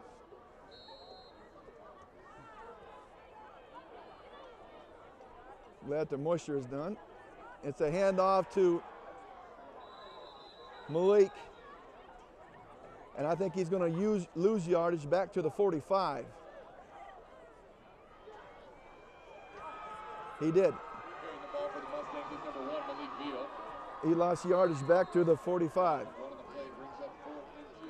And he got 4th and 2 from there. And the tackle for Salina South is number 65, Jeff Duffield. He's looking to throw it. Muldaner's pass is complete to Well, number the pass 81, to Cayman Cayman Koso. The defender was really off him, giving him a big cushion. Gain good for a Salina Central first I believe that's Aaron Marr. I think he's got to get a little bit closer. down to Aaron Marr. Again, they were looking at the pump and go, and it's way out of bounds, not even catchable. They tried to do a pump and go, and Pass goes out of bounds, intended for number 81. Aaron's with him, and Aaron is actually playing, folks, on a broken foot. That's no joke. He is playing on a broken foot. He says it doesn't hurt, but the doctor told him and his mom, said right there, showed him an x-ray, it's broken, and he's playing. And he's going to be sacked for a loss. All the way back to the 46-yard line. J.W. Muldaner is sacked. That's going to be a 6-yard loss, I believe. 54, Dalton Harmon. They blitzed someone from the right side of the offensive line, and he was looking over here to his left, so he actually did not see him coming till actually he got on him, and he tried to twist out, and that time the other South kids got to him and sacked him. Now you got a 3rd down and 16. Again, you don't have to get us all in one. You can get it off in chunks. And that was a high pass to Cayman. That would have been close to a 1st down. So I don't understand the defensive backs giving this much cushion. Number 81, Cayman Tasso. You know where the 1st down marker is, and you really need to just to kind of slow up right there and meet them right there. And you got to remember that sideline is your 12th defender. He can't keep going out and still be eligible to receive the pass. They had 3 wide receivers split. That's underneath. That's underneath. That's incomplete. Incomplete. It's incomplete. And South will get the ball Intended for number 85, Matt Brown. at the Salina Central 46. Now here's what's going to happen for South. South needs to take this ball down right now, score, and make this a 4-score game. Central's got to hold. They have any chance they want to win this game, they need to hold right here.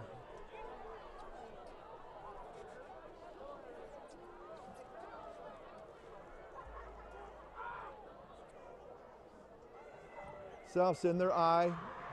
Gonna do a power lead by Mike Jones. Central's got 8 men in the box and they're blitzing their linebackers. That's where the South coaches are going to have to read that. Number 28, Mike Jones, the ball carrier. And get it to the outside, 32, Clint Ryan. either a quick pitch, 45. the option, or a quick pass. But if they're going to come up in the box like that and they're going to blitz their linebackers, they got 5 men on the line of scrimmage right there. And 2 men, that's 7 right there. And then you got a safety kind of coming up. That's Ryan Fox. And there's going to be another penalty for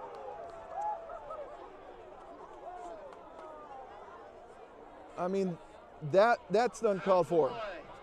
It was so far after the whistle that it didn't need to be done. 15-yard penalty in the run.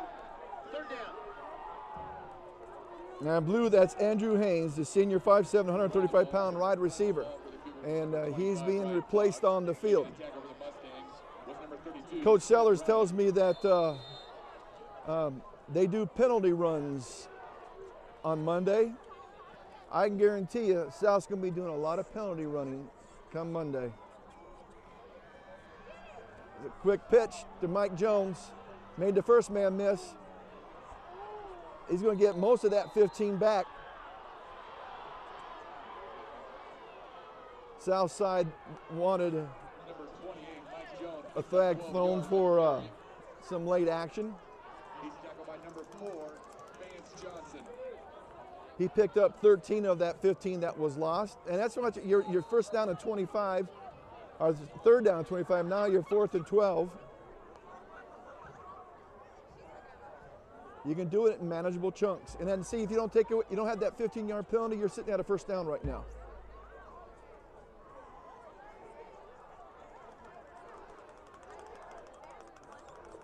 It's a fake.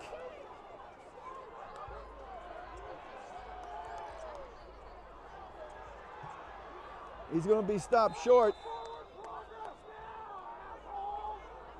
He's going to be stopped short, but it's going to take the ball down to the 40-yard. They did a fake and snapped it to the up man. Tackled by number 42, Kyle True. So what they're saying is they believe their defense can stop him.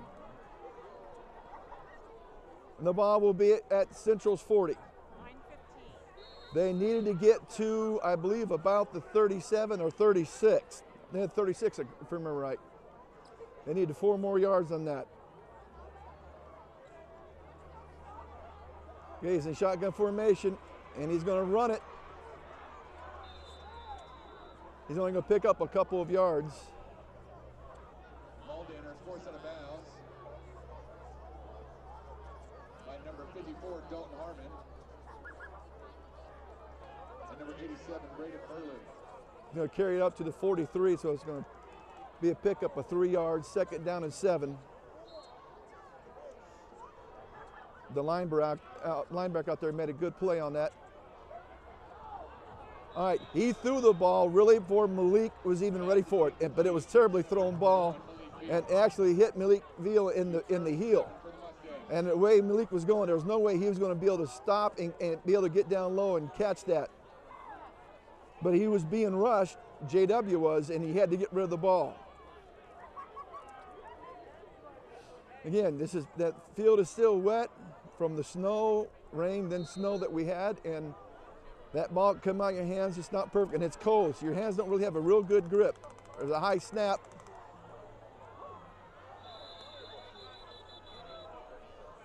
I don't know, are they going to count that as good or not? They are. They're going to say it was a completed pass, but he's going to lose 3 yards on the play. He's going to lose 3 yards on the play, so that's going to be 4th down and 10.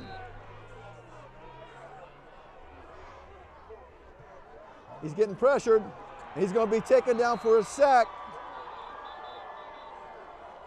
And South will have the ball inside the 35-yard line of Salina Central. Now, this is what South's got to do. If they want to be a good team, if they want to be a playoff team, if they want to have a shot at the state championship this year, you have to make teams pay for their mistakes. South needs to score. Just gave a score of Hayes, 47, Great Bend 14 at Hayes. That's the other district game. I don't remember who comes in here next. All right, South's at the 33, and don't expect anything, the ball go in the air. It's just going to be like this, running. And Mike Jones going to go off right tackle down to the short of the 35-yard line. That's about a 9-yard carry. And that's what you're going to see. That's why South coach, I'm telling my offensive linemen, guys, I'm putting this game on your shoulders. Let's say the 7-yard pickup right there. It was a quick pitch around the left to Mike. He's got a 1 lead blocker. He stops and makes a cut. And he's going to have a first down inside the 25 all the way down to the 20. Is what they need to do. Don't score this all in one chunk. Take some time off the clock and put the ball in the end zone. Put Central down by 4 touchdowns, and you've eaten some time off the clock. Central's got to stop them. Now here's a quick pitch to the right. He stopped and going. He's going to get inside the 20, I believe. And he did the right thing at going down inbounds and not going out of bounds. So the clock steep running. He pick up a yard. Again, right there, folks, again, I'm going to say I think he's better off just taking that ball and seeing the way they strung it out. Don't even get close to the sideline. Take it and just go north and south. Get 3-4 yards if you can. 2. And make sure you don't go out of bounds. They are going to throw it.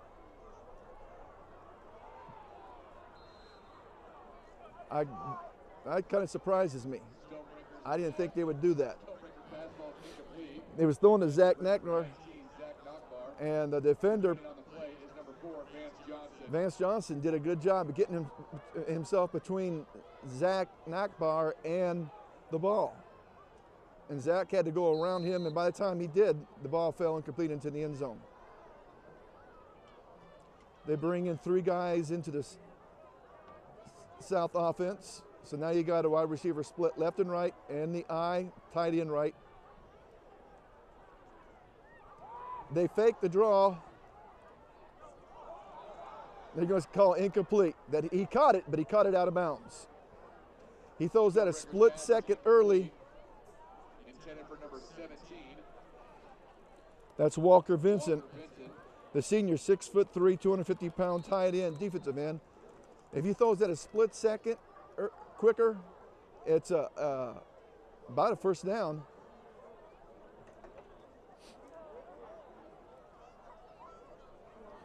So now you got 4th down and 9. And 2 pass plays were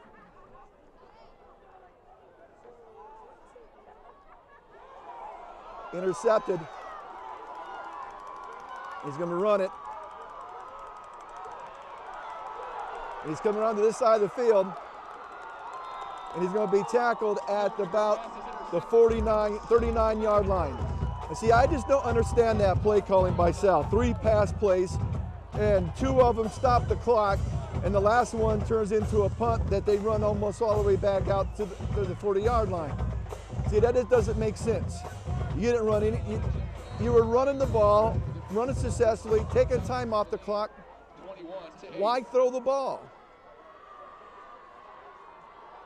All right, that was a mistake by South coaches right there. And now they're getting a pass rush on him.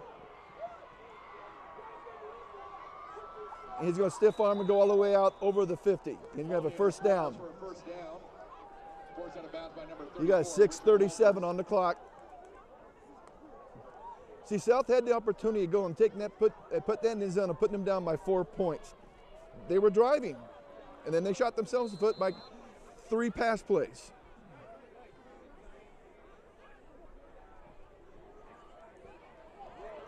The pass was to Kay McCulsall, who dropped it. Again, I don't understand this big cushion that the South defensive backs are giving the Central players. And I'm gonna ask Coach Sellers about that at the end of the game.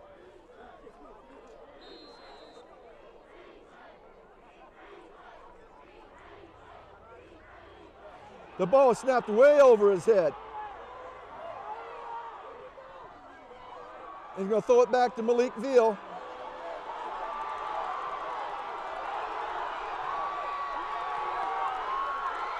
And I don't know if he's going to score or not. He was tackled all the way down inside the 10. Folks, that's just a broken play where a great athlete made a play. And where South defenders were missing tackle after tackle after tackle. Usually when you have a ball that's snapped away over the quarterback's head, you end up in a negative play.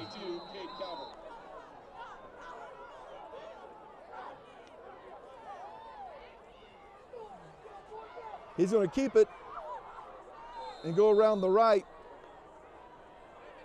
He's going to take the ball down to about the 5-yard line. South is not getting set in defense. They're trying to flip their guys to the strong side and the weak side of the line, and they're not getting set.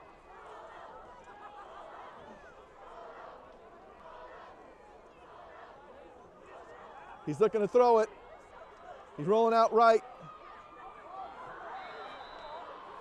And actually, he was so wide open, there was no, if it had been a good thrown pass, it would have been a touchdown. There was nobody close to him. 85 round. Final from Hayes. Hayes High defeats Great Bend 47-14. Bringing Malik Veal back in, and Mr. Peters is coming out. I believe that's Dalton Peters. It is, but I thought that was 32. That's Clint Ryan.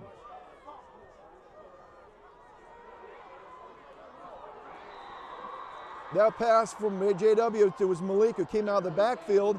He had to throw it over the linebacker who was there, and he put a little something on it and went right through Malik's hands.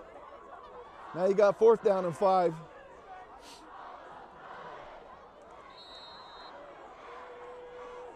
Here you go. Again, South's defense was not set. And it was broken up by Aaron Mars, who perfectly played that. Pass intended for number 81, Cayman Paso. Salina South. And Salina South would take over at their own 5.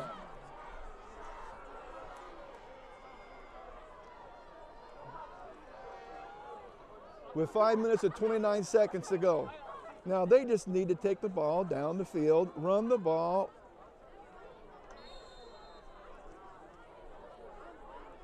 They don't even really need to score. They just need to move this ball down the field. And if they do score, that would be the nail in the proverbial coffin.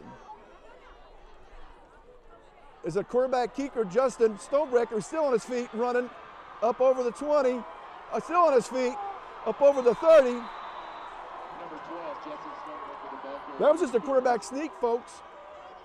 He's going to take it all the way out to the 33-yard line. That's a 28-yard carry. Also in on the tackle. And a lot of that is what you call yak, yards after contact.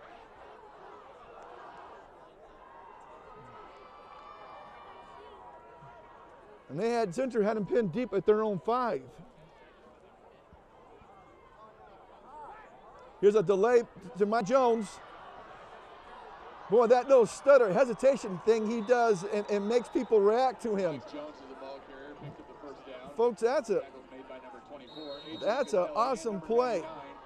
That's going to take it up to the 49. 16-yard gain on the play. Good for Salina South. Okay, there's a 28-yard carry. Now that's a 16-yard carry. If you're an offensive coordinator, you love moving the ball in chunks like that.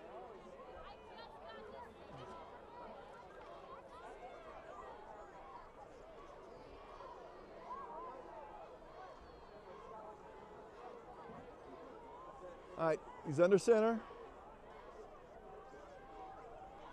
He's going to hand it to Mike Jones. Made one man miss, made another man miss. Now it's a race. And he's going to get tackled down inside the 25-yard line. Jones takes the first down for the Cougars. He's tackled by number 24, Adrian Castelli. Okay, that's down to the 23. 28-yard gain. Okay, that's a 28. All right, yeah, 28, 16, and 28 on your 3 carries. And you've taken a little over a minute and a half off the clock. They got the ball about 5:31. Now you're at 3:55 and counting.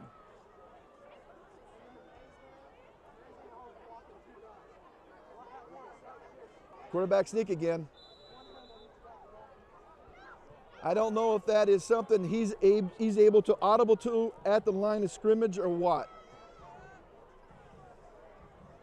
Quarterback keeper by number 12, Justin Stonebreaker. Tackle made by number 5, Austin Wynn. Got a yard there.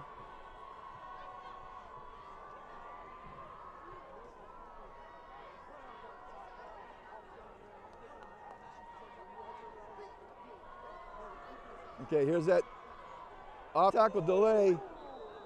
Mike Jones going to take it inside the 20. Tackle made by number 44, Tanner Roble, and number 99, Quintavious Hill. Nice hit on Mike Jones by Tanner Roble and Quintavious Hill.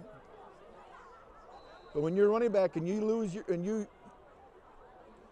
jump and get your feet off the ground, Brings up 3rd and 5. that's what happens. They can get you and just pile drive you into the ground. Okay, you got 3rd down and 5 from there. Give it a delay draw. I don't think he's going to get any yards. If that had not been tackled right there, there was no one else. I think he would have took it into the end zone.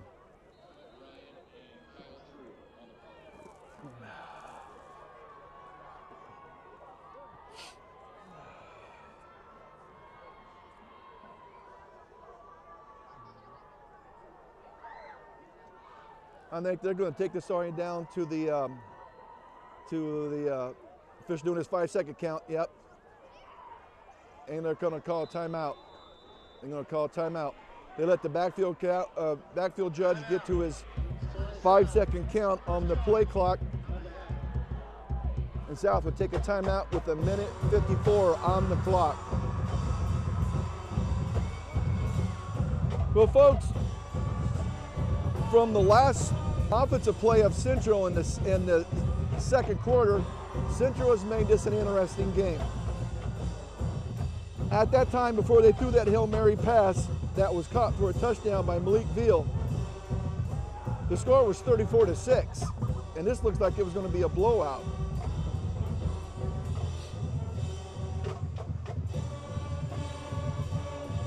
So what you have is Central in that time frame has outscored South 21-14.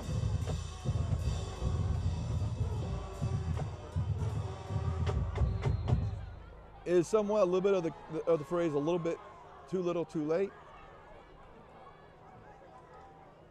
Okay, they're in shotgun, going for it. Man in motion. And he's going to have a first down. He's going to have a first down. And there's a flag right there.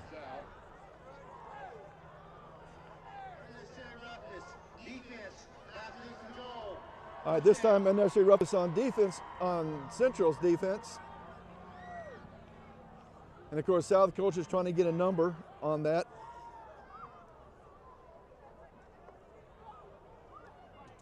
Now move the half distance switch down to the 5. So even if that play had not been enough for a first, the penalty would have made it a first, but they had enough for the first. Now it's first down and goal to go from the 5. Now you got 3 options. You can go ahead and score, run this up to a 50-something to 27 score. Central beat South, I believe, in Stonebreakers last year by one of those scores. And that's touchdown, Mike Jones. And I know that South has wanted to hand Central a score like that for some years. And I think they're going to get the chance to do it tonight.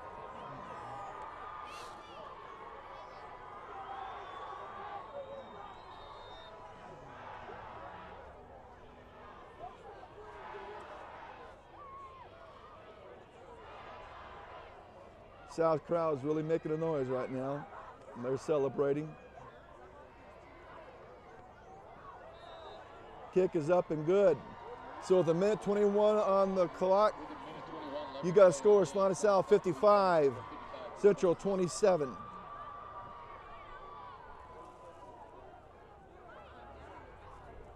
Now, if you're South, you're going to kick it the same as you're doing before, or are you going to do another one of those pooching kicks? That's the student body for South getting into it right now. I hope my daughter's staying warm. We don't need her to get sick. The kids have enjoyed these 2 days off. Then of course they get 2 days, those were in-service days for the teachers, and then next week they get 2 days off for parent-teacher conferences.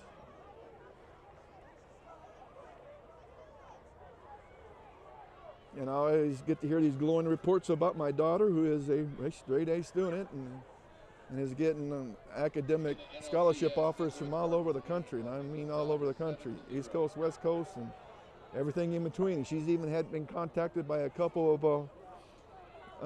2 of the top all-black schools in the nation, high academic schools. So she has made her mom and dad very proud. Okay, Dalton Harmon's got the ball teed up. He's going to kick that kind of an up and deep. Malik's going to catch it about the 22. And the outside man lost containment. And he's going to get out of bounds, short of the 50. The outside man got two inside. He lost his containment. That's going to be talked about on film time.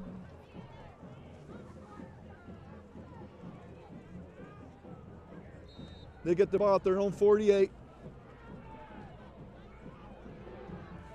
Down by 28 points. A nice throw to Kamikaso before he got hit. JW going to get the ball down to the 39-yard line. Again, the defensive backs are giving a little bit of a cushion right now. You're up by 4 scores. You got a minute 11 on the clock. I understand that. You just don't want to get burned deep. And he's going to keep it.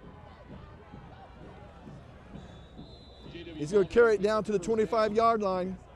Tackle made by number 22, Cade Calvert. Yeah, they stopped the clock to get the chains moved. Now they start the clock again. 104 and counting. There's a little bit of a pump and go. It's going to be intercepted by Cade Calvert. He's going to carry it back up to about the 17-yard line. 32, Aaron Marr. Or Aaron Marr, excuse me.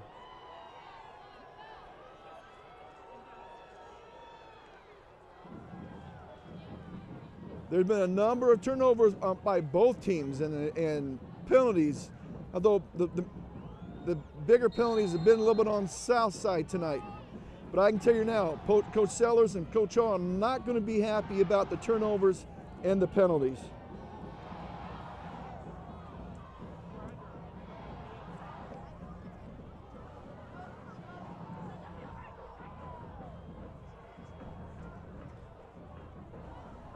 Well, South's going to come out of district with a win. In their victory formation where he's just going to take a knee.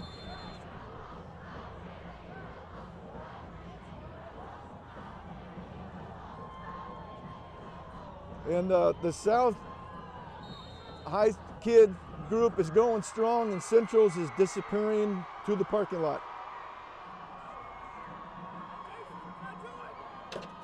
So South's going to be 1-0 in district, Central 0-1, and they got to go play the next 2 games on the road at Great Bend, at Hayes.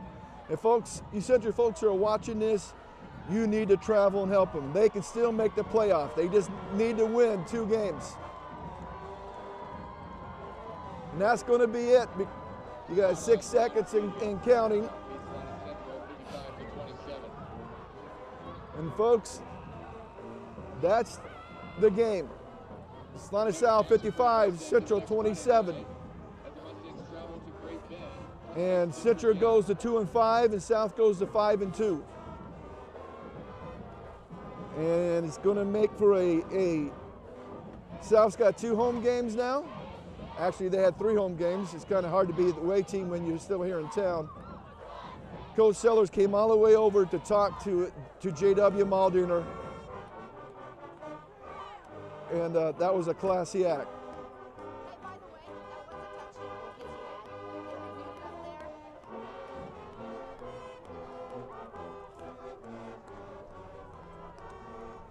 Well, folks, I will see you at the post-game interview with Coach Sellers.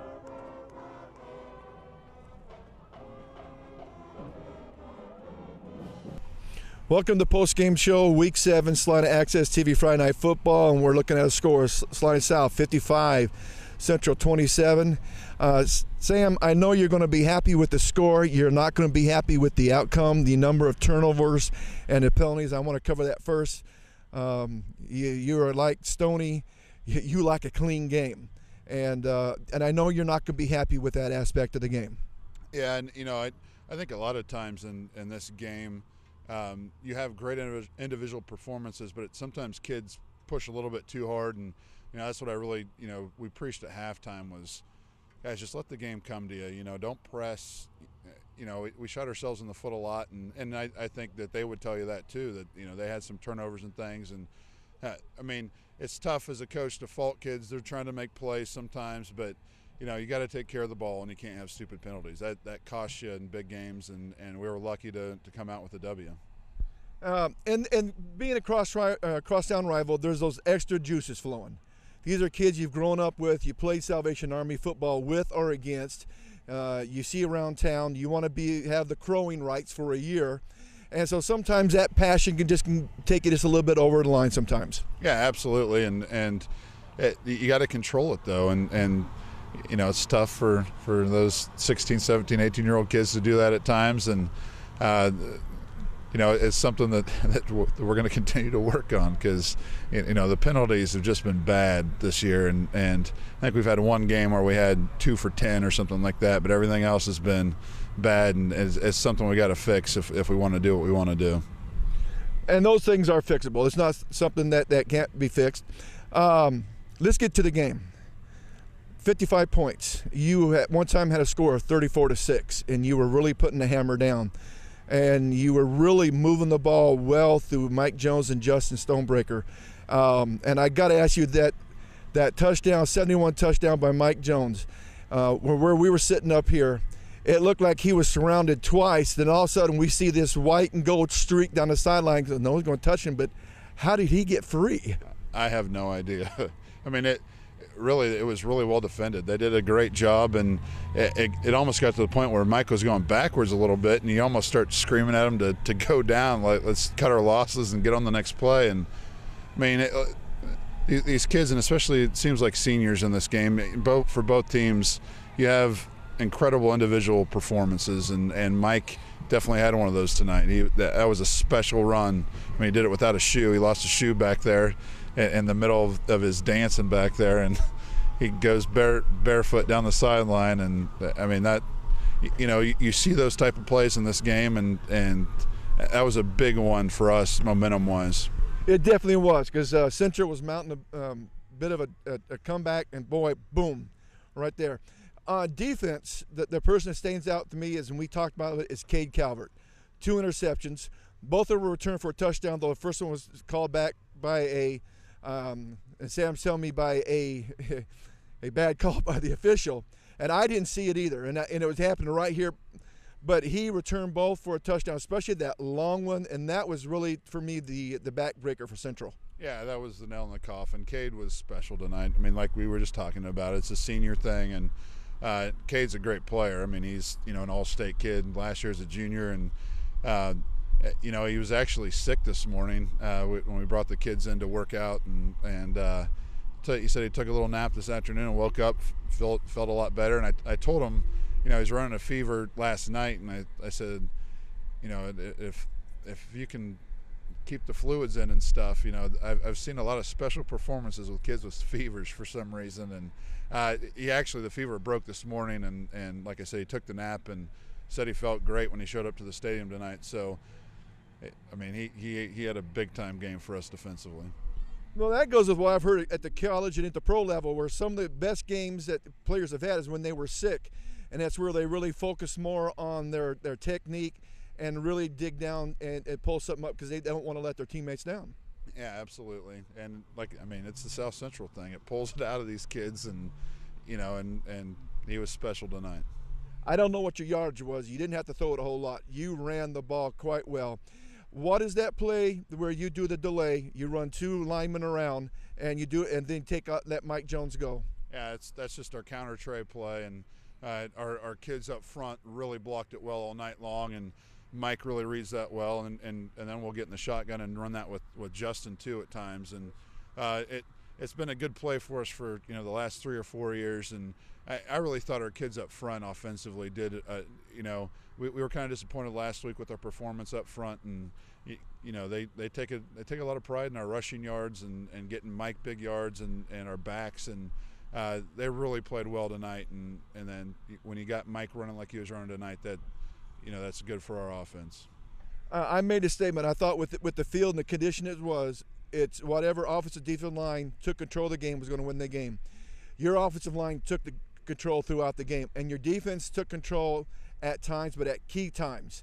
And they let Central score and move the ball at times, but at other times they just shut Central down. Yeah, it was critical for us to shut their run game down, and I thought we did a really good job of that. You know, a lot of their stuff came with JW just making plays. You know, snapping the ball, and he was special tonight. I know he had a couple interceptions that I'm sure he's disappointed about, but kid's a heck of a player. I mean, he stressed our defense to the max. You know, the second half, our guys' tongues are dragging on the ground, and you know, I was proud of him for fighting and just sticking in there and gutting it out. And that's an awfully tough offense to stop. You know, with him doing his thing, they got great receivers, and then obviously Malik's a special player too. And yeah, you know, we knew we'd give up some yards to them because that's what they've got a good offense, and our kids came through when it mattered most and made some plays. You know, got some turnovers, got a couple stops on fourth down, and that's probably the difference in the game.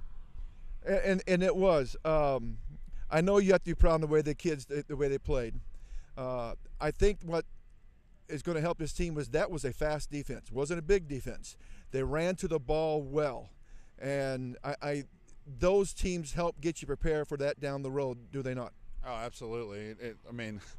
Our schedule is brutal, and it's good to see those different styles, and you know, you get to work on different things. You know, this offense, like I said, is so tough with all the personnel they have and what they do, and it's good experience. We had to do a few things defensively there in the second half that, you know, I felt we grew a little bit and got some good things done, and it gets you ready for down the road. Well, Hayes beat Great Bend at Hayes 57-14, and tell me, who do you have next week, and what do you know of them? We got Hayes, and they got a heck of a quarterback too, a lot like JW, and you know, that's a program that Coach Cornelson has, you know, really brought back strong and been very successful here, you know, the last 4 or 5 years that he's been there, and it's going to be a big one for us. They're in this district, and I know Hayes put it on Great Bend a little bit, but Great Bend's a good team too. It's, you know, I think all 4 teams in this district can win on any given night, and we really need to get to 2-0 and you know, be in the driver's seat going to that last district game. Now, if you remember right, and talking to Coach Cornelson, I like talking to him. His dad was the former coach down at Libero when Libero was the power for all those years. Yeah, Gary was his dad, and he's with them actually on staff now. And you know, they run a lot of the same stuff. They've kind of modernized that offense a little bit, and they'll do some spread stuff, especially with that quarterback, and that makes them really tough. But he's brought that attitude and that winning mentality to Hayes, and has done really well. Now, is this the quarterback they had last year who threw the ball so well? Yeah, his name's Alex Delton. He's a junior and already has a couple Division I offers. You know, he's a dual threat kid and can really play. Matter of fact, I just remember when you said that name, one of those offers happens to be K-State. And I was looking at the K-State website, and he's drawn interest. But he has to have people who he can throw to, and I think he has a couple wide receivers that last year was a running back that was real good for Hayes. But I think this year he's got a couple wide receivers, does he not? Yeah, he's got a tall kid that catches the ball well and is a good target. You know, big.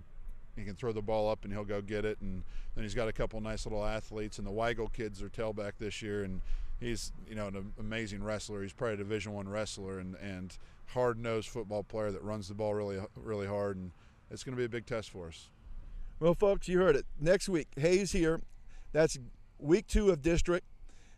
South goes in 5-2. I believe this is a 4-game win streak now for South. They won the first game, lost the next 2, and now they're on a 4-game win streak. Guys, come out, support them. Central crowd, you need to go to Great Bend and support Central. We need to get both these teams into the state playoffs. And we'll see you next week for Salina Access Friday Night Football.